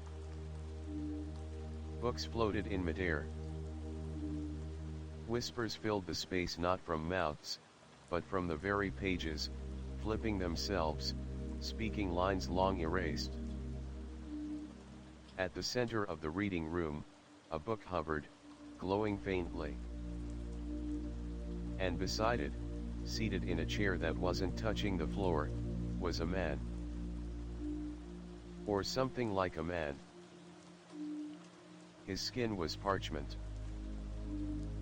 His eyes were hollow ink blots. His coat was stitched from book bindings. He smiled without moving his lips. "Ah, the Seeker's Return. 4 keys held, and still you do not understand." Evan stepped forward. "We came for the 5th. "Yes. You always do." Theo frowned. "Wait. What does that mean?" "You've been here before." "Many times. The storm always comes. The breach always opens. And you always try to stop it." Myra shook her head. Lies. Memory is a spiral, not a line. This isn't your first summer. It is your last. The floating book burst into blue flame. The room shook. A circle of fire rose around the group. The fifth key lies in the memory that never was. To find it, you must break time. The collapse begins. Suddenly, the stained glass windows exploded inward. Shadow forms poured in, echo beasts, flickering between animal and human, between thought and fear. Theo swung the bat. Myra stabbed. Evan opened the compass and time fractured. For a second, he saw himself as a child, alone in the library. Myra at the whisper well, twice. Theo, older, holding all 7 keys, and weeping. Then crack. The world stopped. Everything froze. Except Evan. And in the frozen room, something dropped into his palm. A silver key. But it was warm. Soft. Breathing. He looked down. It wasn't a key. It was a memory. Of him and Theo, 10 years old, building the tree fort. Laughing. Evan closed his hand around it. The room shattered like glass. Outside.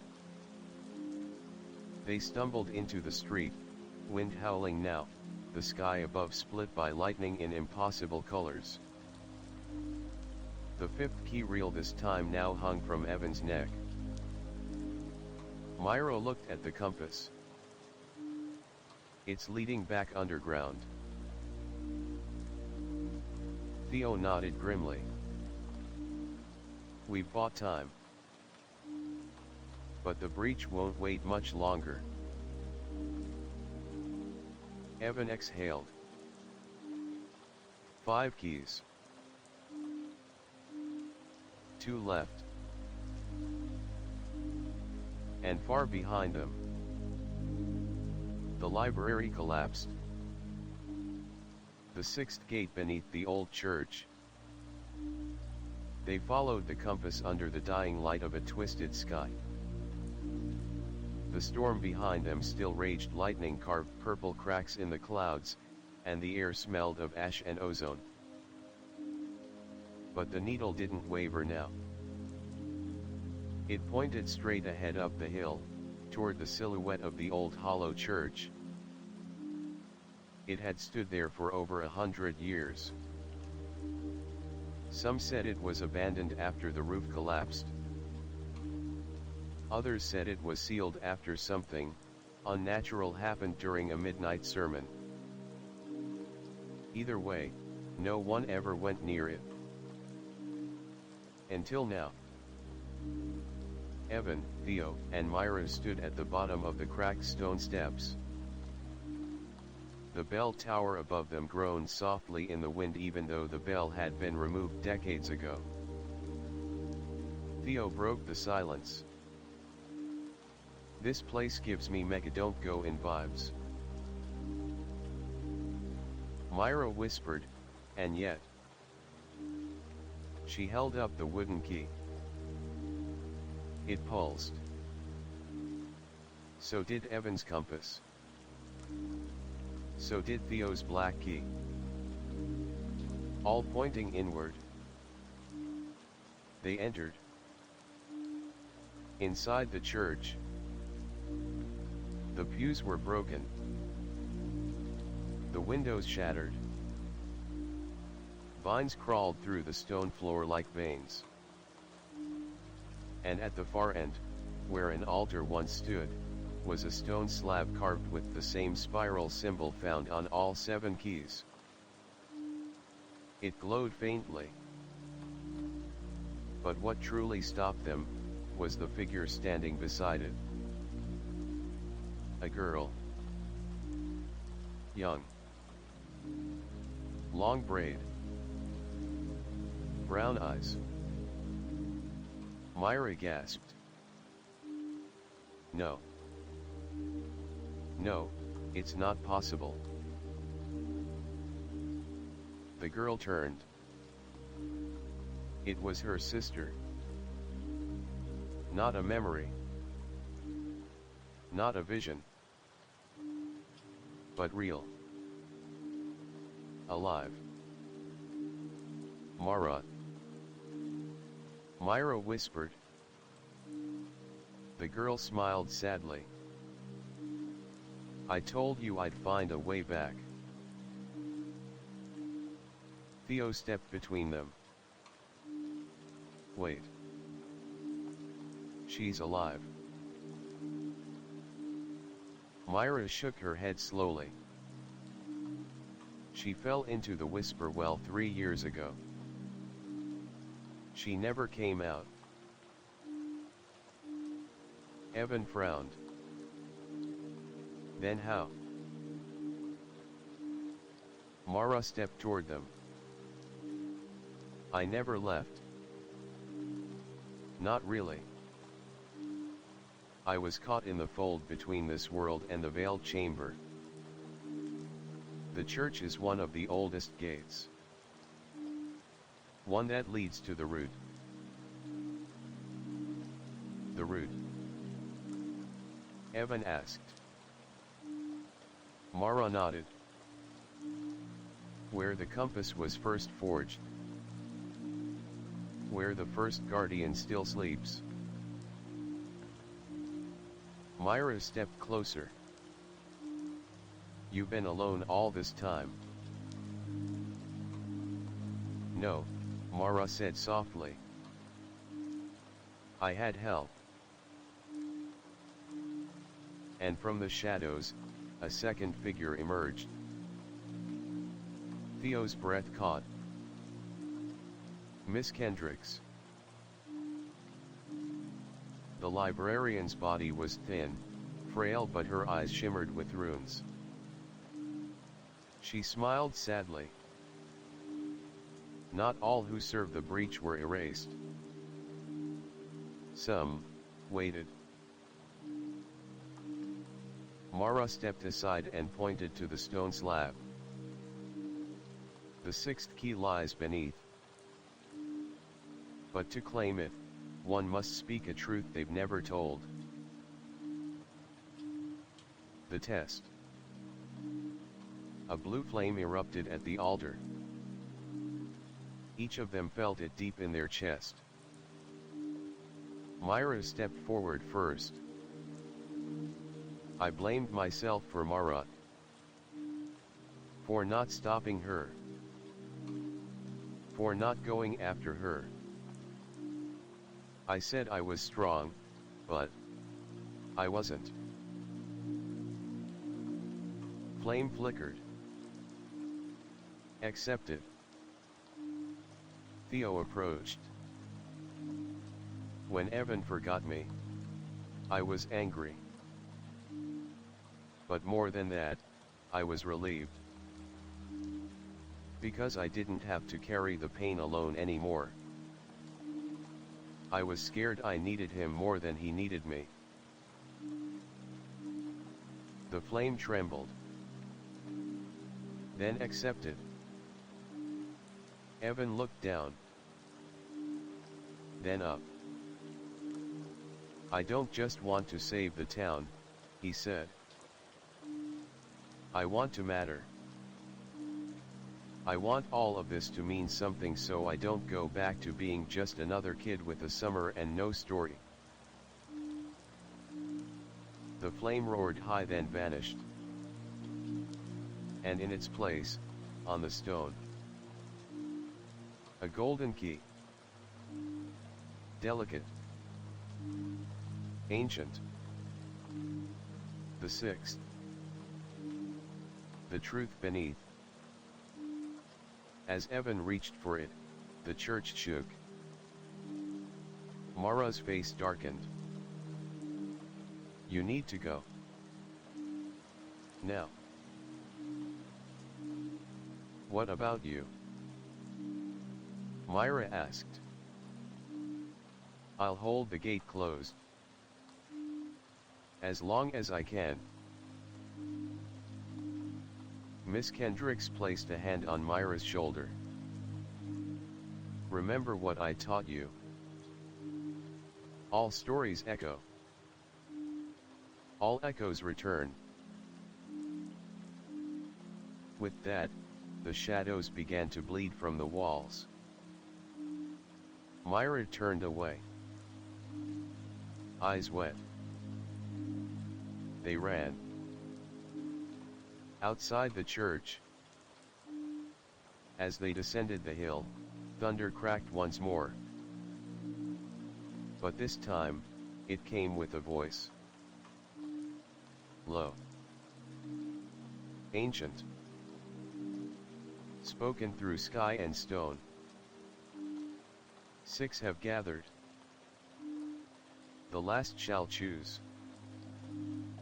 When the 7th awakens, the world decides. Evan clutched the golden key.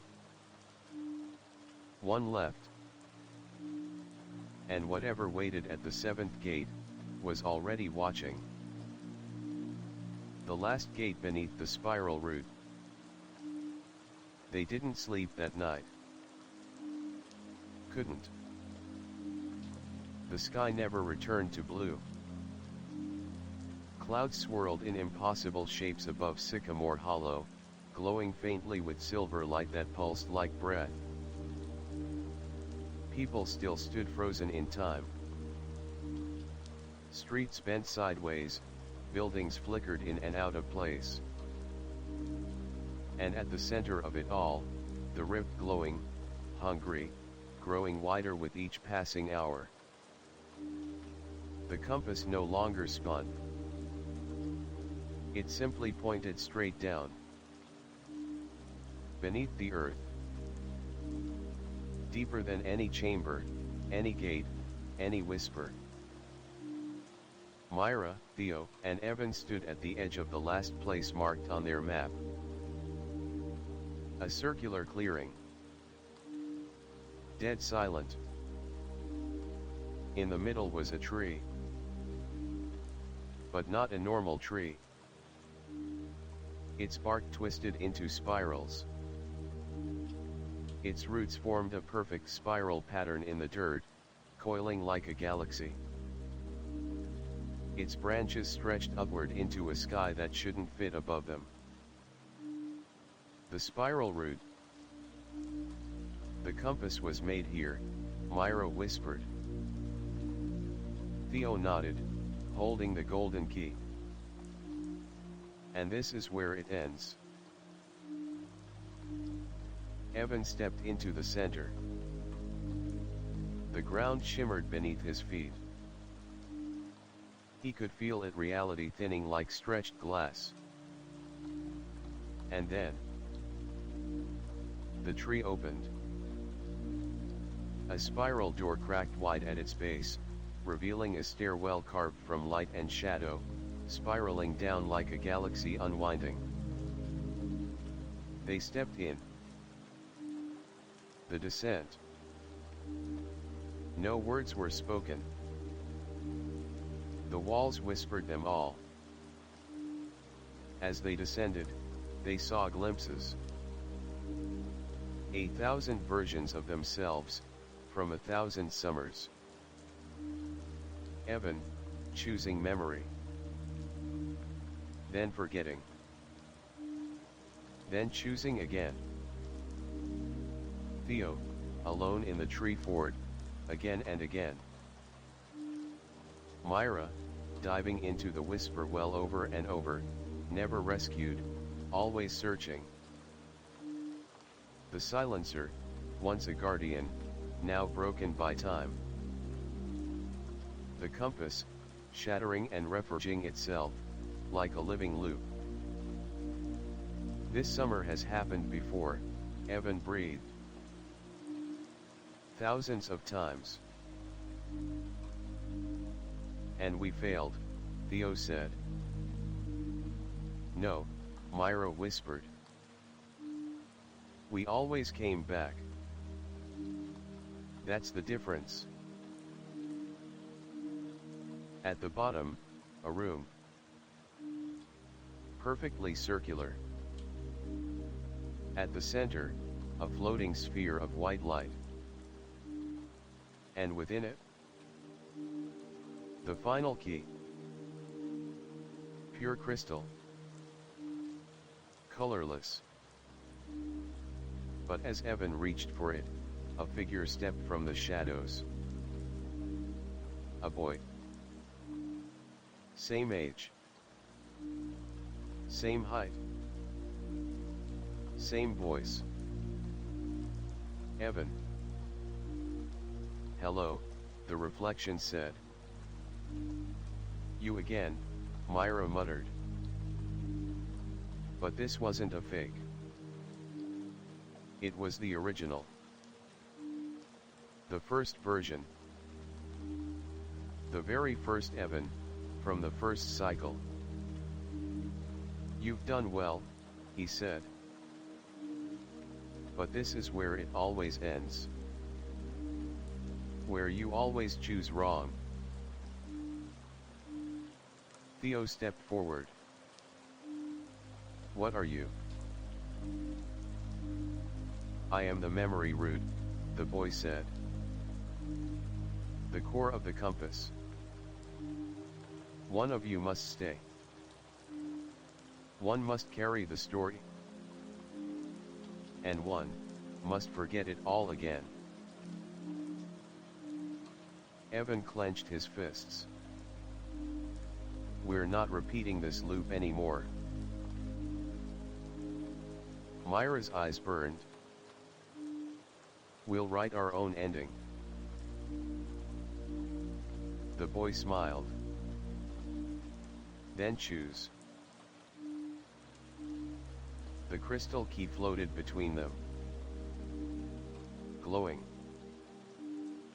Waiting. The final choice. Theo looked at Evan. I stayed once, he said. But I don't regret it.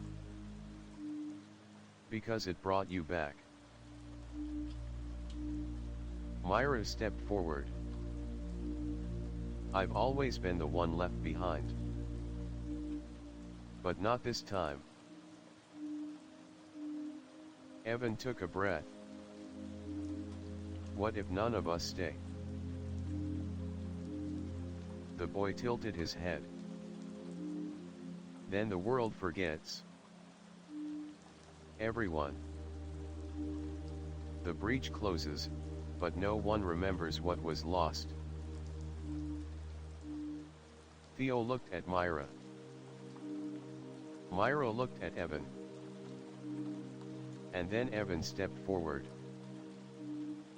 I'll stay. Theo grabbed his shoulder. No. But Evan smiled. I started this. I broke the compass. I get to fix it. He touched the key. And light engulfed them all. Above ground. The sky cleared. The town returned. People unfroze. The storm dissipated. But no one remembered the storm. No one remembered the tree. No one remembered Evan. Except Myra. Except Theo. And in the tree fort, in a box beneath the floorboard, sat a compass. unmoving, but still glowing faintly. The return of the story. The first rain of September came on a quiet morning. Just a soft drizzle enough to stir the leaves, wash the sidewalks, and make the world smell new again. Myra stood at the edge of the old trail behind the rec center, hoodie pulled over her head, sneakers caked with the forest's damp memory. Behind her, Theo was silent, one hand stuffed in his jacket pocket, the other clenching something, a map that no longer pointed anywhere. The hollow tree was gone. Or maybe it never existed. The place where it had stood was just overgrown grass now, like the woods had closed the book and shelved it back in nature's endless library. No gate. No compass. No light beneath the roots. And yet, she remembered everything. A town that forgot. Sycamore Hollow buzzed with the mundane again. Back to school signs hung on shop windows. Sprinklers hissed. Kids rode bikes, played in the park, tossed frisbees. Parents complained about traffic. Teachers graded quizzes. The ice cream truck returned to its usual route. No one spoke of the storm. No one remembered the rift. No one mentioned the week that vanished. When Theo brought it up, his mom would just say, "You've been reading too many comics, sweetie." Myra's dad, for all his gruffness, just frowned and muttered, "That church hasn't been open in 50 years. But for Myra and Theo, silence wasn't peace. It was a graveyard. Where do you bury a story no one else remembers? You don't. You carry it. The fort. They rebuilt the tree fort. Not with magic, or hidden runes, or keys, just with plywood, nails, rope, and effort. It wasn't as tall as the original. It didn't hum with ancient power. It had no glowing floorboards, no secret compartments. But it was theirs. On the last Saturday before school started, Myra arrived with a plastic bin full of supplies, snacks, walkie-talkies, a battered journal, 2 flashlights, and 1 framed photo. The 3 of them. Myra, Theo, and Evan. Theo didn't say anything. He just took the photo, placed it on the wall, and stepped outside. Rain had started again. He sat on the edge of the wooden platform and let the drops sting his face. "You think he's really gone?" Myra asked behind him. Theo didn't look back. He stayed. So we could remember. But if no one else does? That's enough, Theo said. We do. Myra stepped forward, pulled something from her coat. A silver chain, its end frayed. The last piece of the 7th key. The part that shouldn't exist anymore. She placed it in Theo's hand. It was warm. Still breathing. The echo. That night, Theo couldn't sleep. The storm had passed, but thunder still rolled in his head. He sat in the tree fort with a flashlight and a pen, scribbling into the journal they had started. Not a record. Not evidence. A story. There once were 3 kids. One forgot. One stayed behind. One carried the fire. He stopped. Closed the book. Then he heard it. Click. The floorboard beneath him shifted slightly. He reached down. Lifted it. And there, nestled in the hollow, was a small compass. The same one Evan had carried. Only now, the needle pointed not down, but forward. Far away. A boy stood at the edge of a field. Somewhere far from Sycamore Hollow. His name tag read Evan, but his eyes didn't quite match it yet. He wore a backpack too big for him, shoes a little too clean, heart a little too light. And in his pocket, a small notebook. Inside blank pages.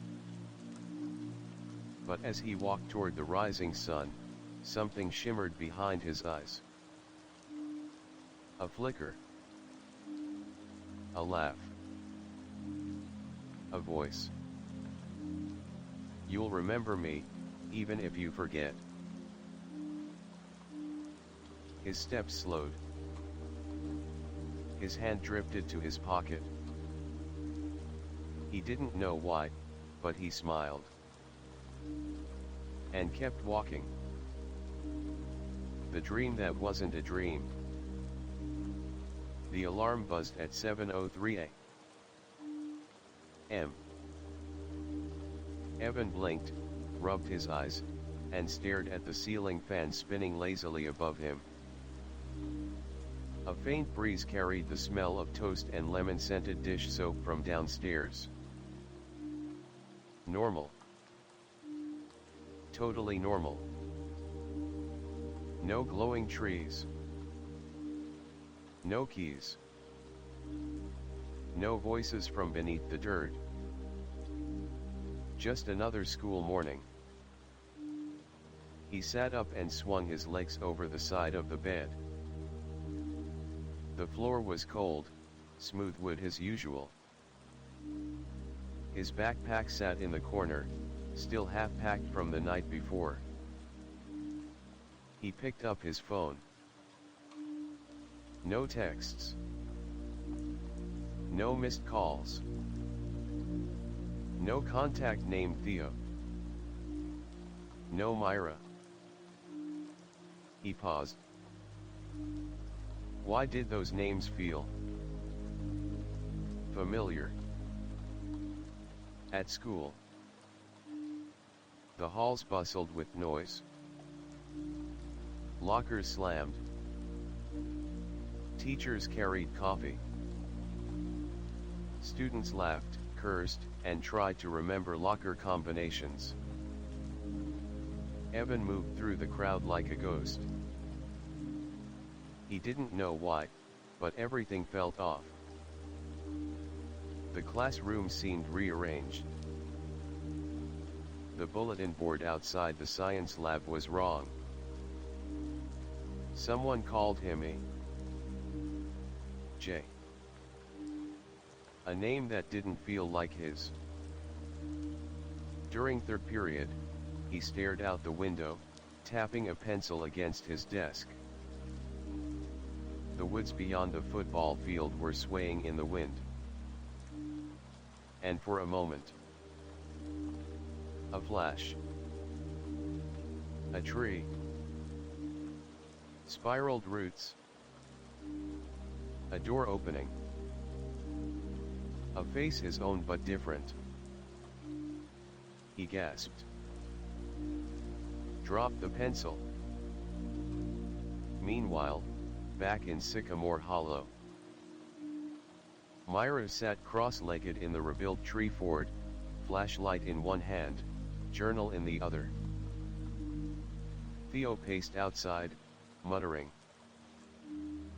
"Storm clouds again. That's 3 days in a row. And the dog next door keeps barking at the grass." Myra closed the journal. "Something's shifting. Again." Theo climbed up beside her. "You think it's him?" "I don't know," Myra said. "But I found something." She pulled a folded page from the base of the fort, not from their stash, but from beneath the wood. A note. Written in blocky, childish handwriting. "If I come back, will you remember me?" Theo stared. "That's Evans." Myra nodded. "Or an echo of him." Suddenly, the compass long silent clicked. Its needle moved. Back in Evanstown. He left school early, claiming a headache. Walked home. Sat in his room, eyes unfocused, memories not quite there scratching at the back of his mind. He opened his closet. Something thumped inside. A shoebox he didn't remember owning. Inside. A string. A tiny compass. And a single photo. 3 kids. A tree fort. A summer storm behind them.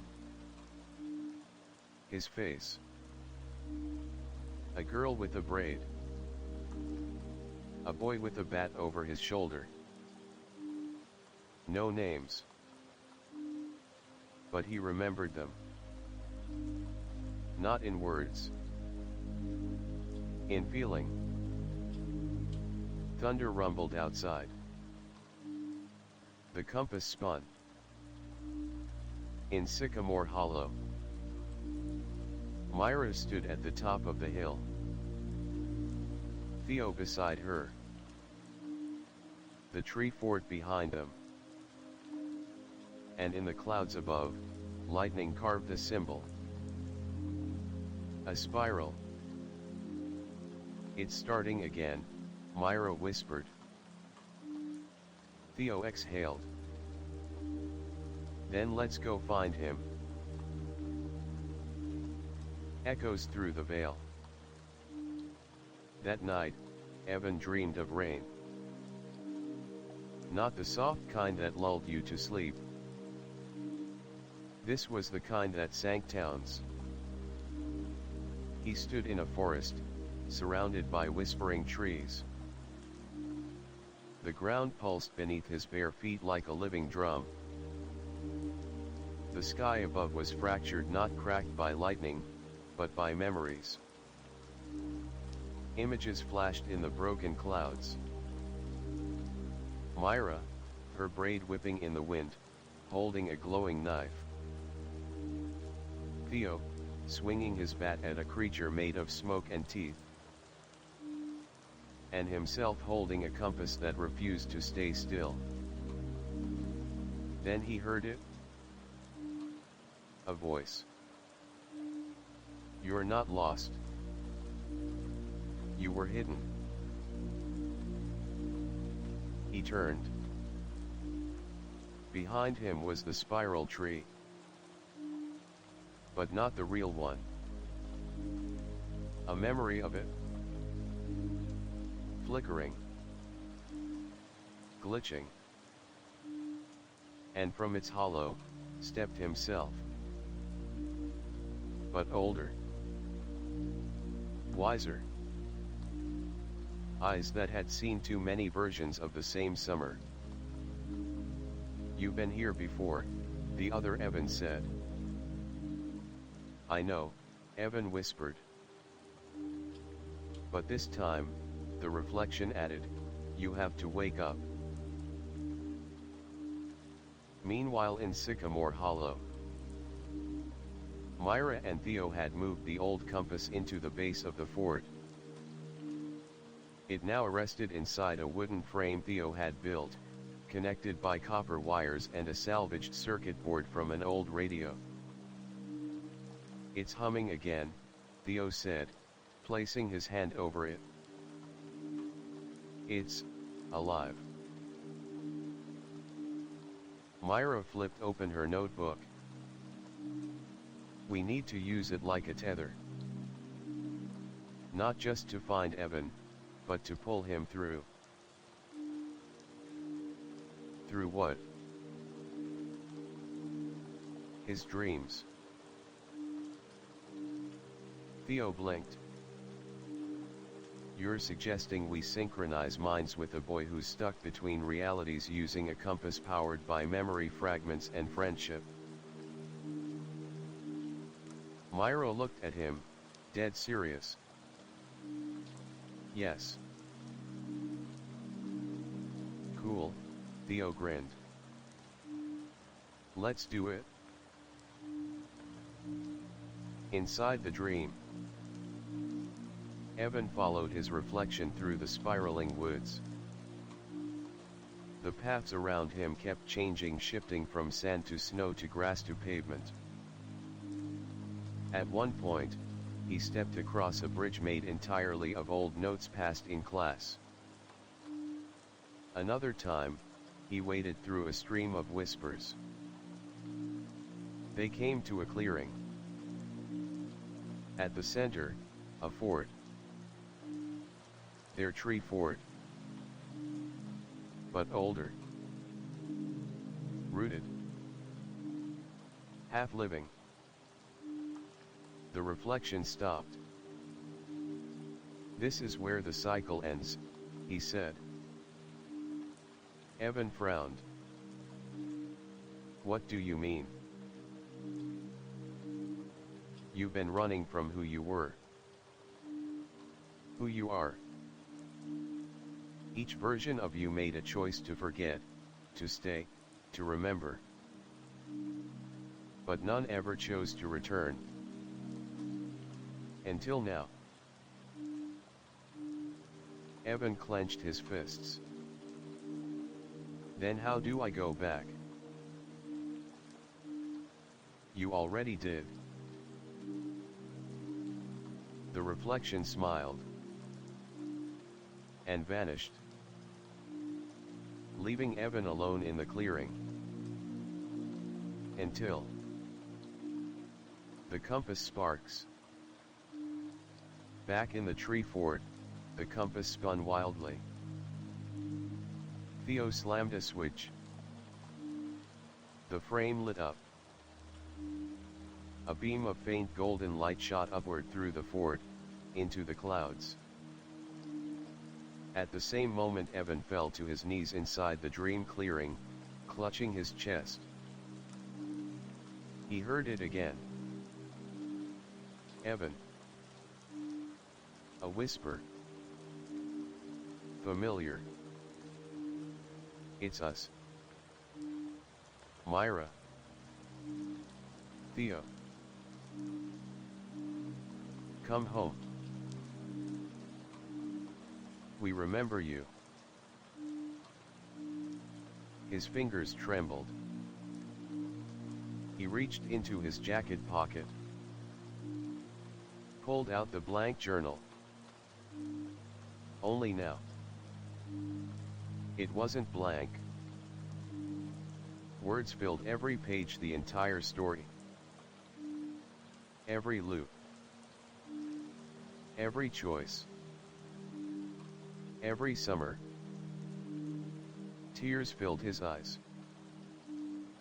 "I remember," he whispered.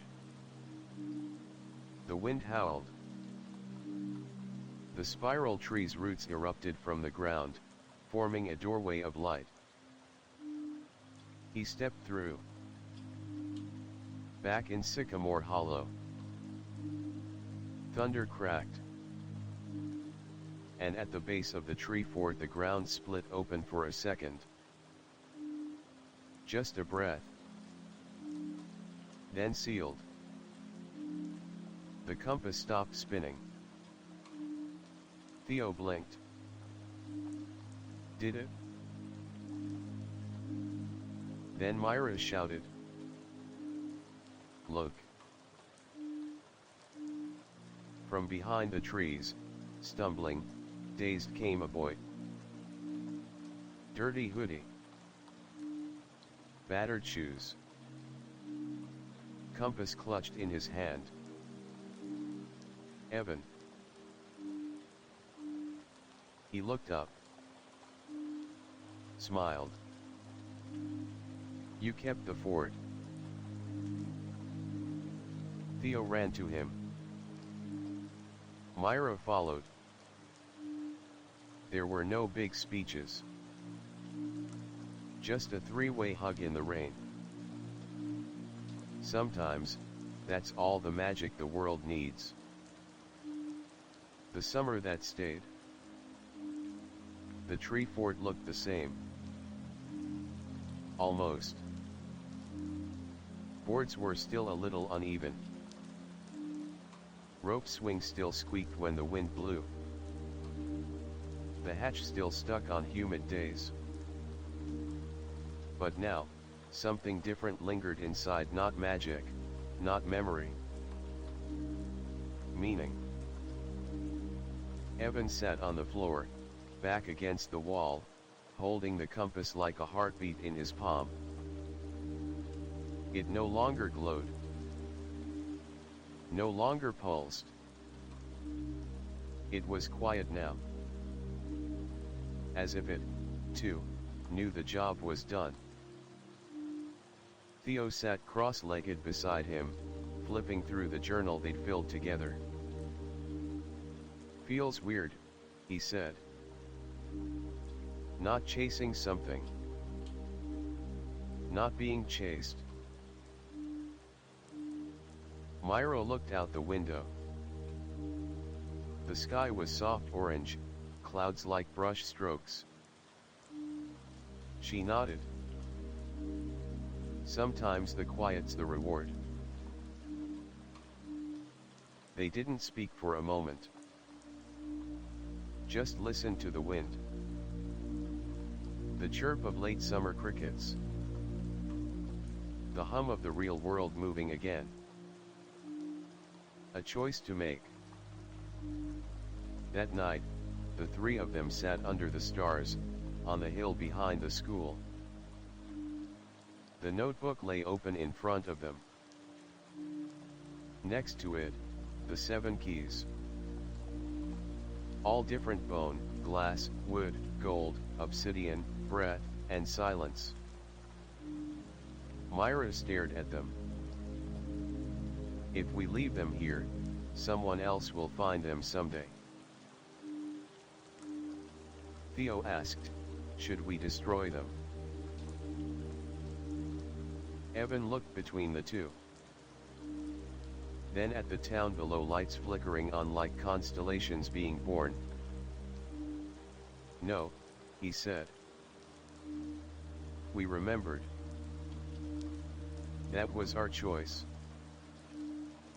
But we don't have to trap others in the same loop. Myra tilted her head. You thinking what I think you're thinking? Evan smiled. We seal the breach.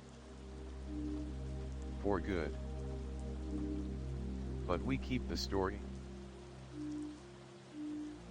The last ceremony.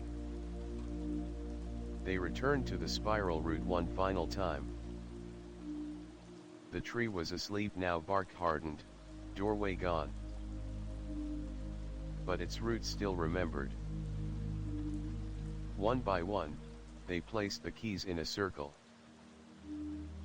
The compass at the center. Myra read from the journal. Let memory rest. Let echoes fade. Let story stay. But danger not replayed. The keys flared, soft glows fading like candlelight at dusk. The ground trembled not in fear, but in finality. And then, silence. True silence. No breach. No rift. No loops. 1 year later, the tree fort still stood. But now it had paint. A new roof. Solar lights. A bookshelf. A lookout tower Theo had added. And on the door, carved in wood, the storykeeper's watch. Kids came every weekend. Not to fight monsters. Not to hold keys. But to imagine.